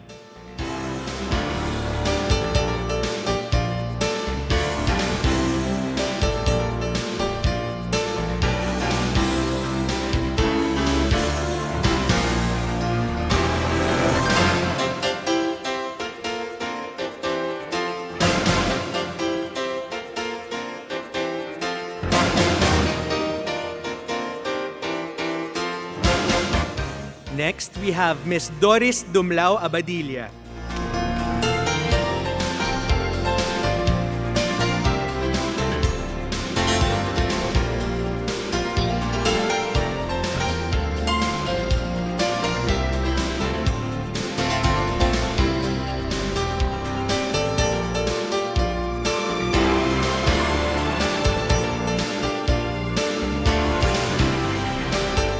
And of course, we also have Attorney Antoinette Velasco.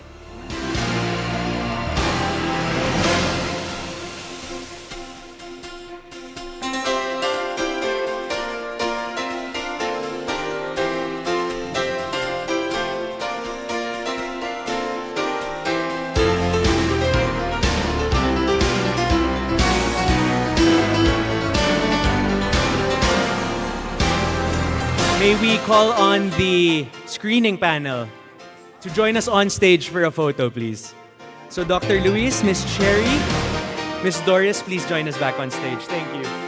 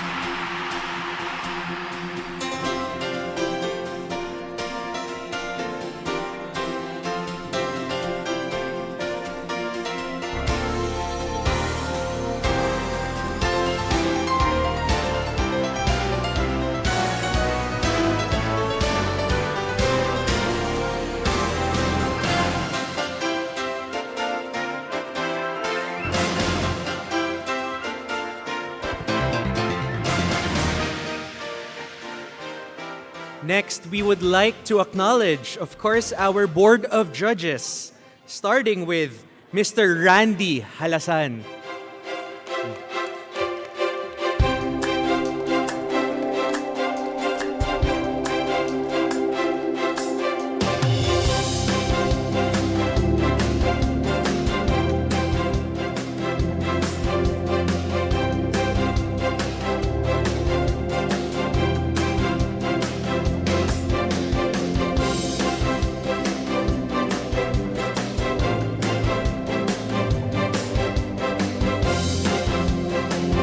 Next, we have Dr. Carmenchita Padilla.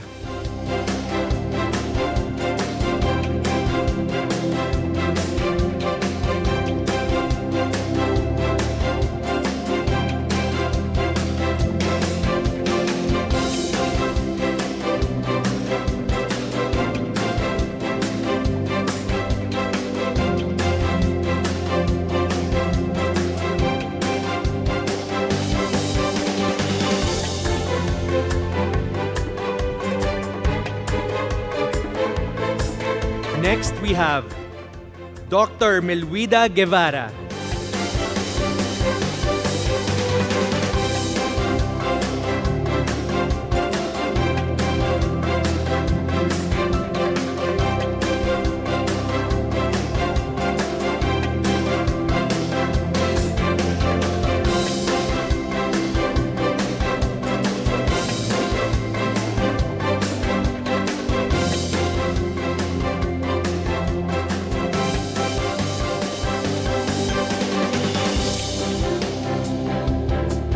And of course, the chair of the Board of Judges, Justice Rosemary Carandang.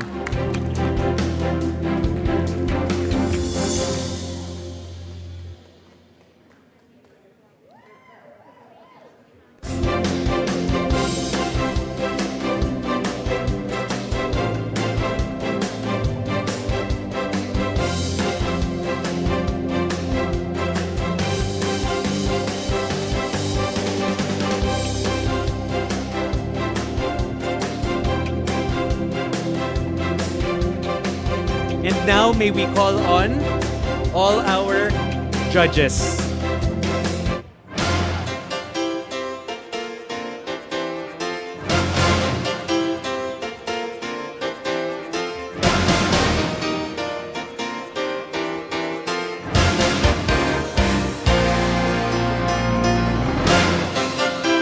Again, our judges, please join us on stage. Thank you.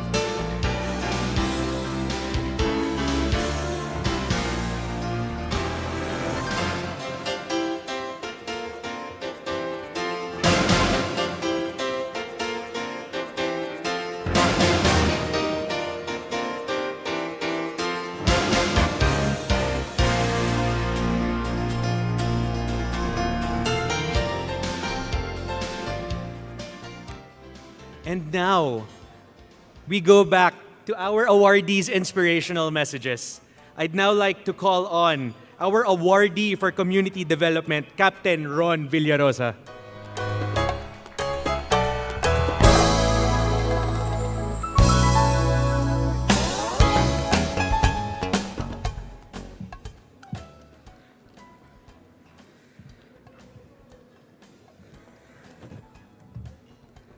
Assalamualaikum warahmatullahi wabarakatuh. Greetings of peace to all of us. To start, umpisa ko po yung aking maiksi lang na message with this quote from a man we all know. Sabi niya, peace cannot be kept by force. It can only be achieved through understanding. The same man who said that is also the same man whose works paved the way for the creation of the atomic bomb, no other than Albert Einstein. Albert Einstein realized kung gaano kahirap yung gera in much the same way that if we can preserve peace, we preserve peace. And I would like to quote one of the things usually said by our battalion commander. Sabi niya sa amin, Ron, if you can buy peace, you buy peace. Because you can never buy lives. You can never buy lives. While we were talking last time ni na Sir David sa table, nabanggit niya na I'm happy to know na although you're a soldier, hindi ka advocate na, excessive war. And sabi ko kay Sir, when you've seen the realities of war, it will take off kung anong humanity ang meron ka. It's people killing against people. It's you actually putting something na hindi mo ma-imagine na magagawa mo. If anything, our soldiers despise war. Ayaw po namin ng gera. We've seen what it does. When you go to Mindanao, you will see na yung conflict doon, it's really something na tatanungin mo yung sarili mo, why am I in this place? And being there, we've worked with the MNLFs, we've worked with the MILF, with the Abu Sayyaf returnees, with the Maote ISIS returnees. And I am a testament na kung doon talaga ako nabuhay sa lugar na yon, baka naging violent rin akong tao. Baka naging terorista din ako. But that only comes to show na marami pa po tayong kailangan gawin down south. Marami pa pong kailangan na development na i-usher dun sa area so we can prevent people from becoming violent extremists. And that's what this award is all about. This award is about transformation. This award is dedicated sa lahat ng mga MNLF, MILF, Abu Sayyaf returnees, Maote ISIS returnees, and the several communities that we've come to work with. Nung pumunta kami doon, akala namin war was the answer. But at the end of the day, yung problema nila cannot be solved by the tip of our bullets. It can be solved by understanding. It can be solved by knowing where they are coming from, and at the end of the day, treating them as your brothers and sisters. And we've seen that positive change coming. And we're very thankful that we've also partnered with several organizations, JCI in Basilan and also in Iligan. We've partnered with them. Nakita nila kung gaano kahirap yung mga buhay ng tao in the most remote areas. And those people are very vulnerable na nagiging kalaban namin. This is about transformation. This award is about transformation. Dati pumupunta kami sa mga lugar na yon, ang dala namin bala, barel, granada. Ngayon pumupunta kami sa mga lugar ng MNLF, MILF, ang dala namin lapis, ballpen, papel. Imbis na kumuha ng buhay, nagbibigay kami ng panibagong buhay. We did that alone. Hindi lang kami gumagawa nun. This award is also for other operators, silent operators. Mas marami pa po sila nagawa, pero they are doing their job, their share without fanfare, and they are on the ground. And we're very thankful because dahil sa mga efforts on development, we are able to save our soldiers' lives. We don't have to go to war. Because honestly, Pilipino din po yung nakakalaban namin sa ground. The Armed Forces is the protector of the Filipino people and the state. We will never use our armies against our own people.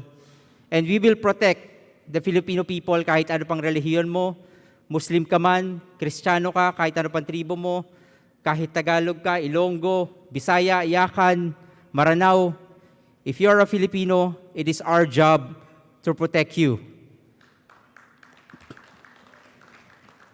And lastly po, this quote was also presented last time during our VTC. Be the change you want to see. If you think the grass is greener on the other side of the fence, then might as well, diligan na rin natin yung side natin. Make waves of positive change. Kung hindi sa atin mag-uumpisa, kanino pa ito mag-uumpisa? And sabi nga ni Jose Quiano, the antidote to negative publicity is positive action. Always strive for positive action, converting that passion to action. Kung pare-pares lang tayo mangangarap, kung anong gagawin natin, wala talagang mangyayari. Pero we're very thankful that we're in a good company, that we are in a company of people who knows how to act and knows how to do it well. And may this award serve as an inspiration for other young men out there who's equally doing well, na yung ginagawa natin dito is not just for ourselves, but for other Filipinos as well. I would like to thank yung commanders ko. I also present this award sa commanders ko, to General Ray, to General Browner, and Colonel Villaflor. They may not be here, pero those men, sila po yung nag-mold sa aming mga young officers for excellence and for service. Kung wala po sila, siguro po hindi po tayo makaka-accomplish ng nagawa natin ngayon. And also to our partners, this victory is not only for the Armed Forces of the Philippines, but also to our partners. And those partners also include yung mga MNLF na nakasama namin, the MILF, the Abu Sayyaf returnees, and also the Maute ISIS returnees. Last but not the least, I also dedicate this award to my family, my father, na nandyan ngayon, and to my wife, also to my kids. Sila yung naging motivation ko talaga para dito kasi I cannot imagine kung sila yung nandun sa lugar na yun kung mabubuhay sila. And the only way for them to live in those areas is for us to make it better. I cannot imagine my kids growing up in Mindanao, pero I cannot imagine leaving the Philippines either. Pilipino tayo, dito tayo nabuhay, and let's all contribute to make the Philippines a better place. So this is for the Filipino people, sa lahat na nakasama namin. Again, thank you. I'm very honored. I'm very humbled to receive this award. Maraming salamat po. Assalamualaikum warahmatullahi wabarakatuh.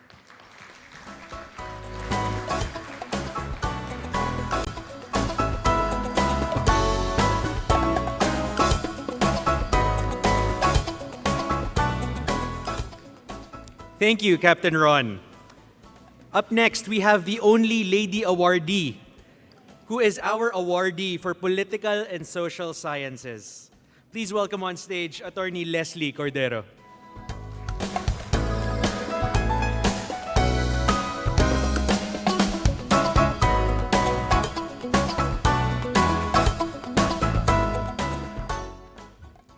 Ooh. Tonight, I feel in equal parts grateful, humbled, and scared. Distinguished guests, fellow awardees, family, and friends, good evening. I am grateful because it is not every day that one of us gets an opportunity to be part of the outstanding young men of the Philippines, but humbled to be part of this elite group of Toym awardees.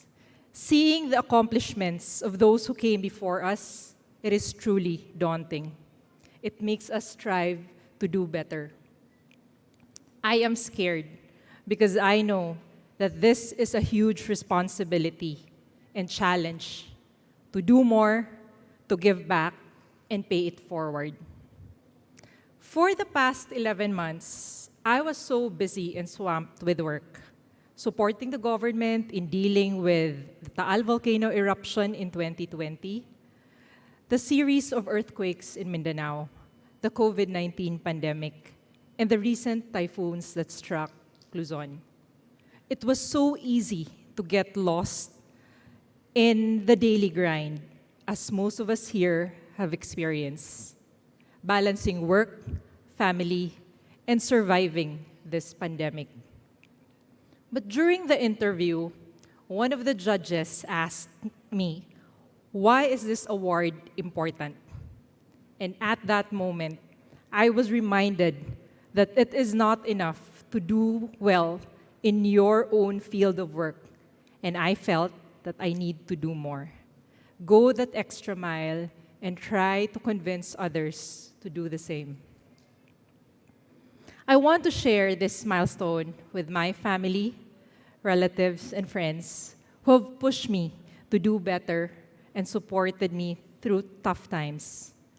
As they say, it takes a village to raise a feisty and passionate young woman. But I say, it takes a village to get me looking like this. Shout out to friends like Doris, Cherry, Ching, Fides, Jeff, and Corinne. Thank you. Seriously, I share this recognition with every young Filipino who wants to contribute and make a difference for the country. For the young girls and the young women out there who someday dream of becoming a Toym awardee, trailblazing new paths, and breaking glass ceilings. Do not be afraid. Aim higher, dream bigger, and live to fulfill those dreams. Tonight, you can see it is one woman out of 7 honorees.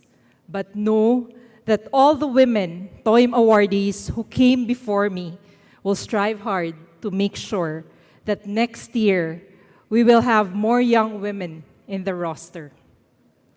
For the past 61 years of the Toym Foundation has invested in choosing outstanding young men and women who have excelled in their respective fields and contributed in their communities. And tonight, we see most of them in this ballroom. But know that I dream of that day when you will see from one of the 7 honorees of the Toym 2020 will become the next Secretary of the Department of Information Communication Technology, or the next Secretary of the Department of Transportation, or the next pioneering doctor who is paving the way to solve several pandemics years ahead. But I will also dream of that day, 10 to 15 years from now, when Mayor Vico comes up to Donnie Tantoco and says, "Sir Donnie, do you still remember me from Toym 2020? And Sir Donnie will say, "Of course I do, Mr. President. I am so proud that you are running the country so well." Because when that will happen, finally, the vision has outlived the visionary. Thank you very much and good evening.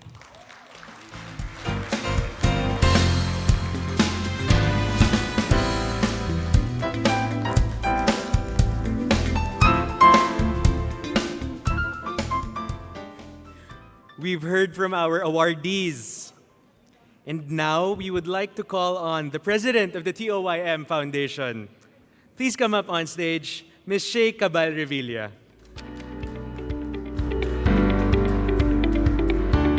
Magandang gabi po sa inyong lahat. So many beautiful things have been said by Mark and Donnie, and the heartfelt testimonials by our honorees, and the claiming of Attorney Leslie that the future President of the Philippines is a Toymer. Mayor Vico, we claim that tonight. So I would like to thank, everyone who have worked so hard to make tonight happen and our search for 2020 possible. Of course, NP Mark and the rest of our JCI families, our TOYM Foundation headed by our chair, Donnie, who has the biggest heart and the purest soul that I know, and Kuya Larry, the legend of TOYM, and Ate Nancy, who have been working behind the scenes with us.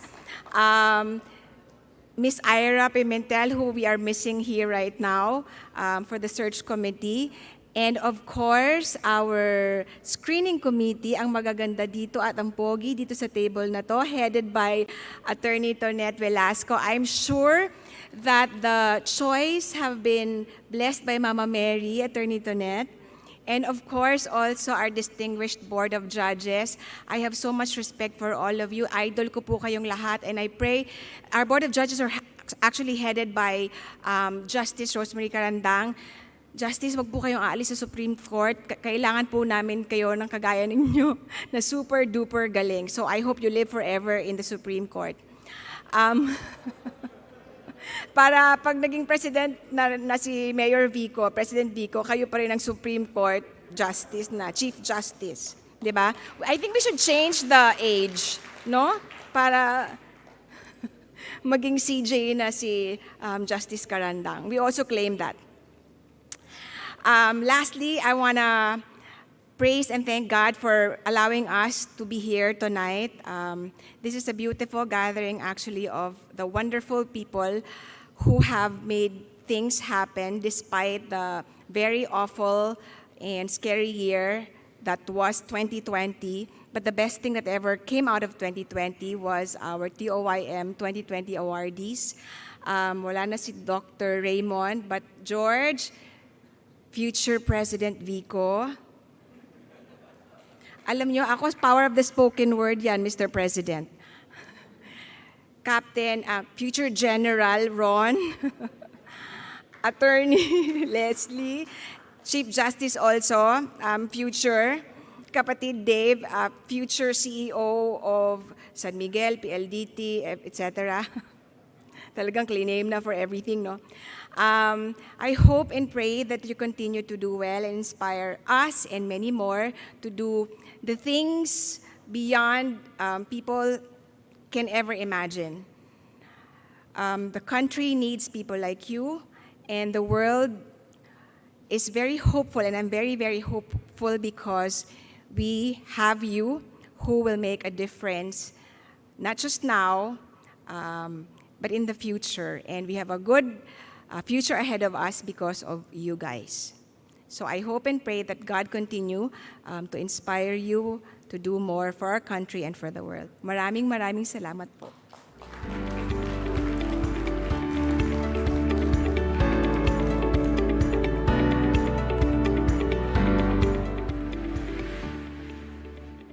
Thank you, Ms. Shea. It's a pleasure to work with the TOYM Foundation every year. Now I'd like to call on NP Mark David to present our special gift to our awardees and the TOYM Foundation.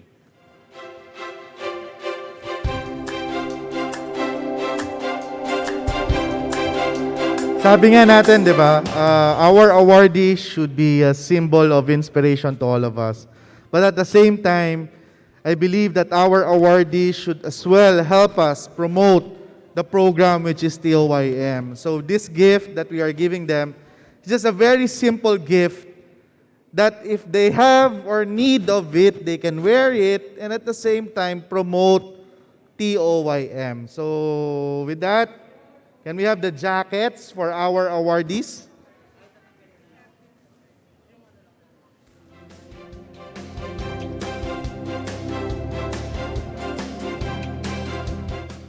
So may we call on the awardees to please join us on stage. Of course, Sir Donnie, Ms. Shea, please also join us on stage. Thank you.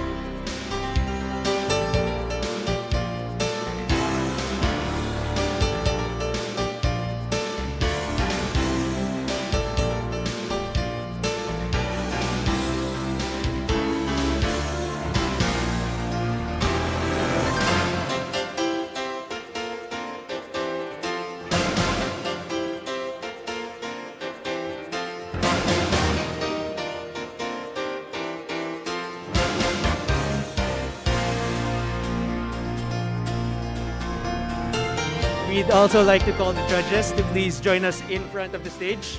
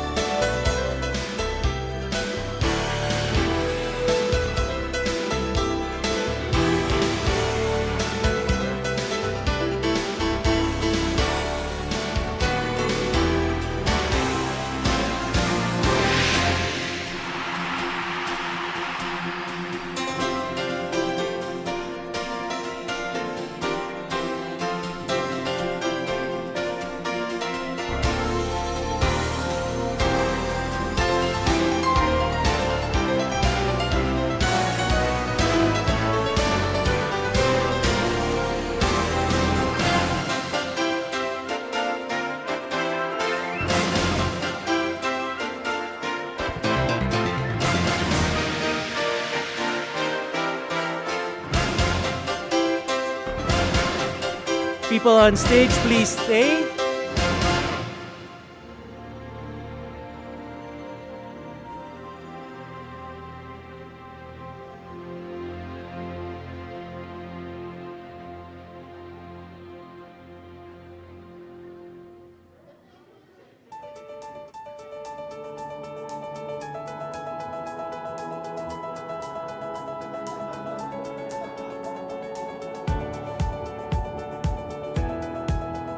May we now call on the National Board to please join us for a photo.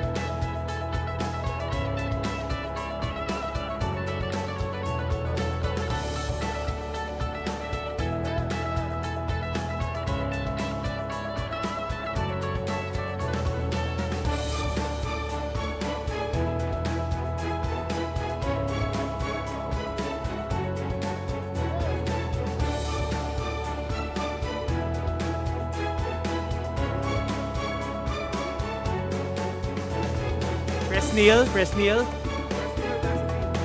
and RVP Dean.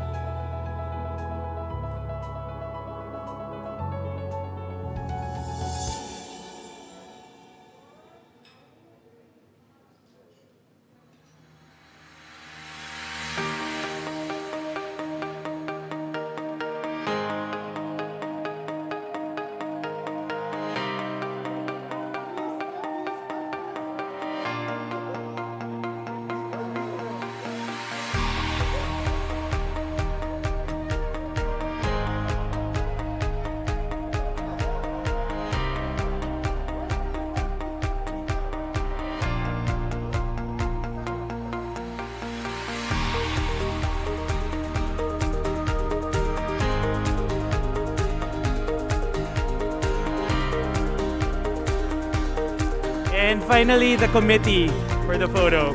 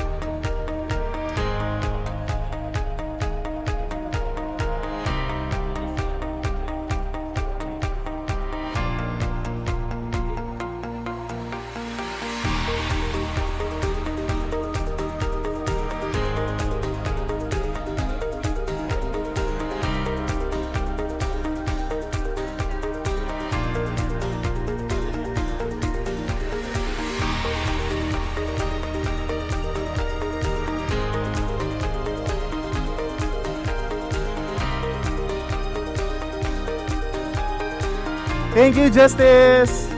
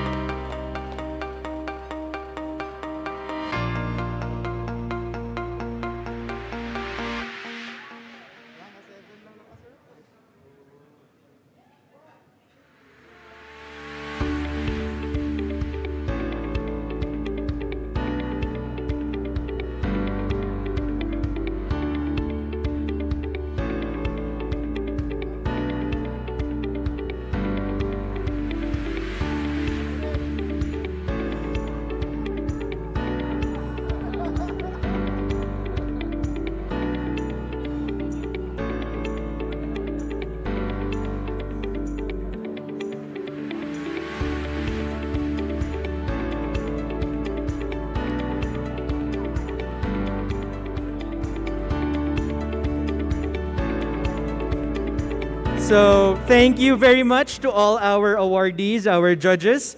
We've had a number of programs leading up to the awarding. And I'm sure all of you know that because many of you were our speakers, no?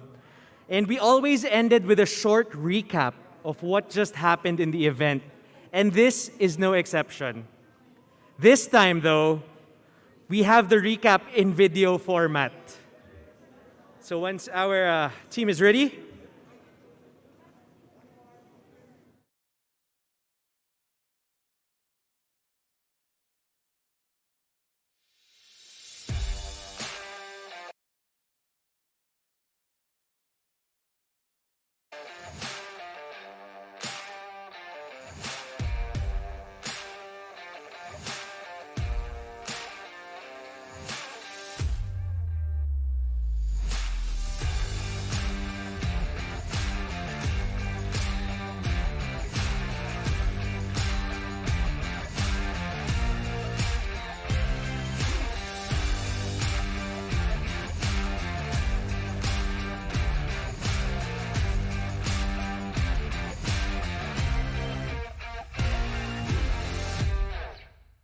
Good evening, everyone.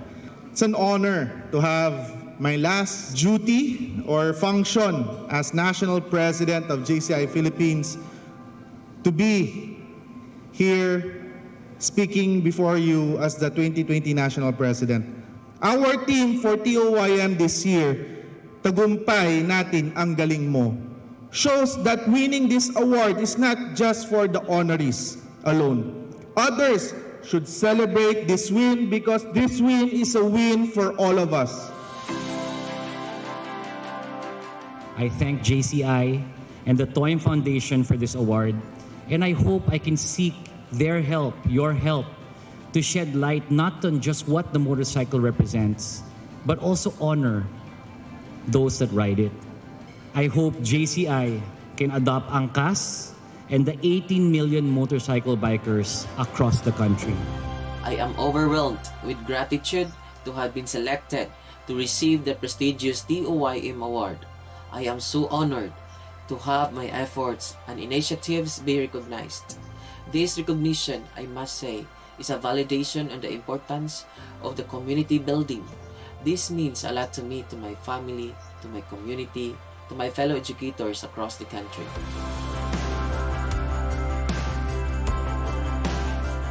We do not inherit the earth from our ancestors. We borrow it from our children. So to my children, my two children po, Rafaela and Rafael Josephine and Riley Adley, thank you for giving me the opportunity to bring about positive change in this world.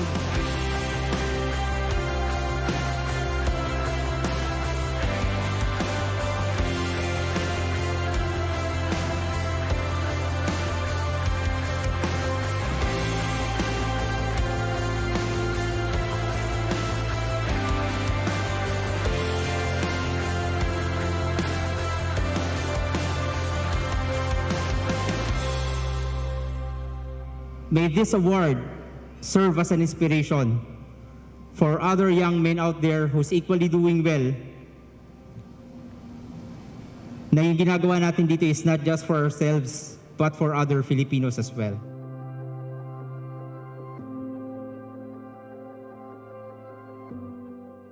I share this recognition with every young Filipino who wants to contribute and make a difference for the country. Do not be afraid. Aim higher, dream bigger, and live to fulfill those dreams. I'm very happy that every time I attended a gathering like this, the beauty here is not the award anymore. The beauty here is because we're inspiring each other. That's more, important than any trophy. We only live once, but I think if we will use this life with purpose, once is enough. And my hope is that as we receive these awards tonight, hindi lang siya manatiling award, hindi lang na parangalan kami. Kundi sana magsilbi po itong inspirasyon sa libo-libo o milyon-milyon na kabataan na inahangad yung mabubuting pagbabago sa ating bayan. These stories about these 7 mission-driven heroes have to be told and heard so that others can be enlightened and inspired. This is why at TOYM we are telling you, Vico, Leslie, David, George, Raymond, Ron, and Edgar, we commend you, we honor you, and we respect you.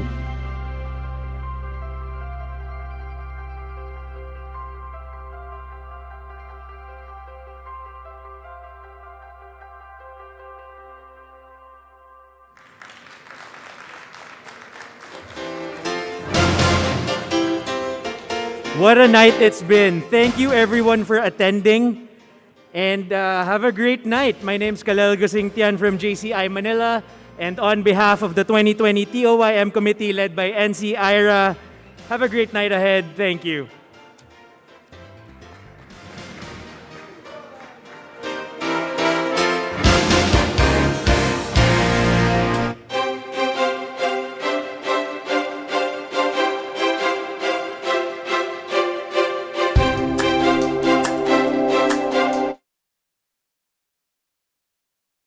Mahigit sa 20,000 na ang confirmed. ng PPE Isa sa ilalim na ang Metro Manila sa...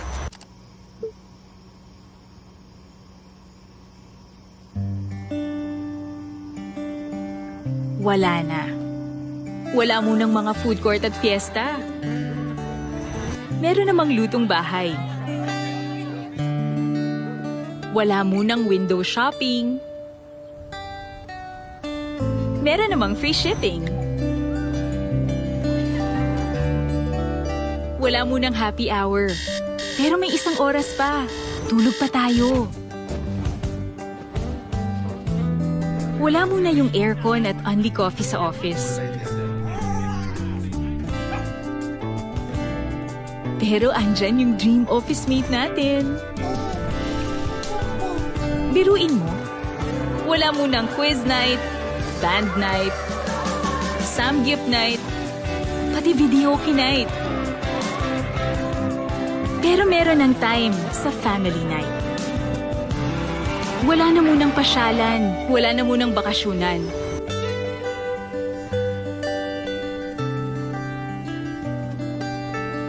Okay lang siguro mawala lahat ng yon. Huwag lang ito.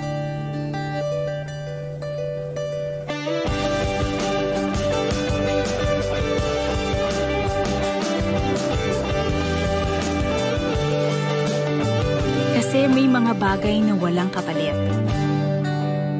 May mas mahalaga ba dito? Wala.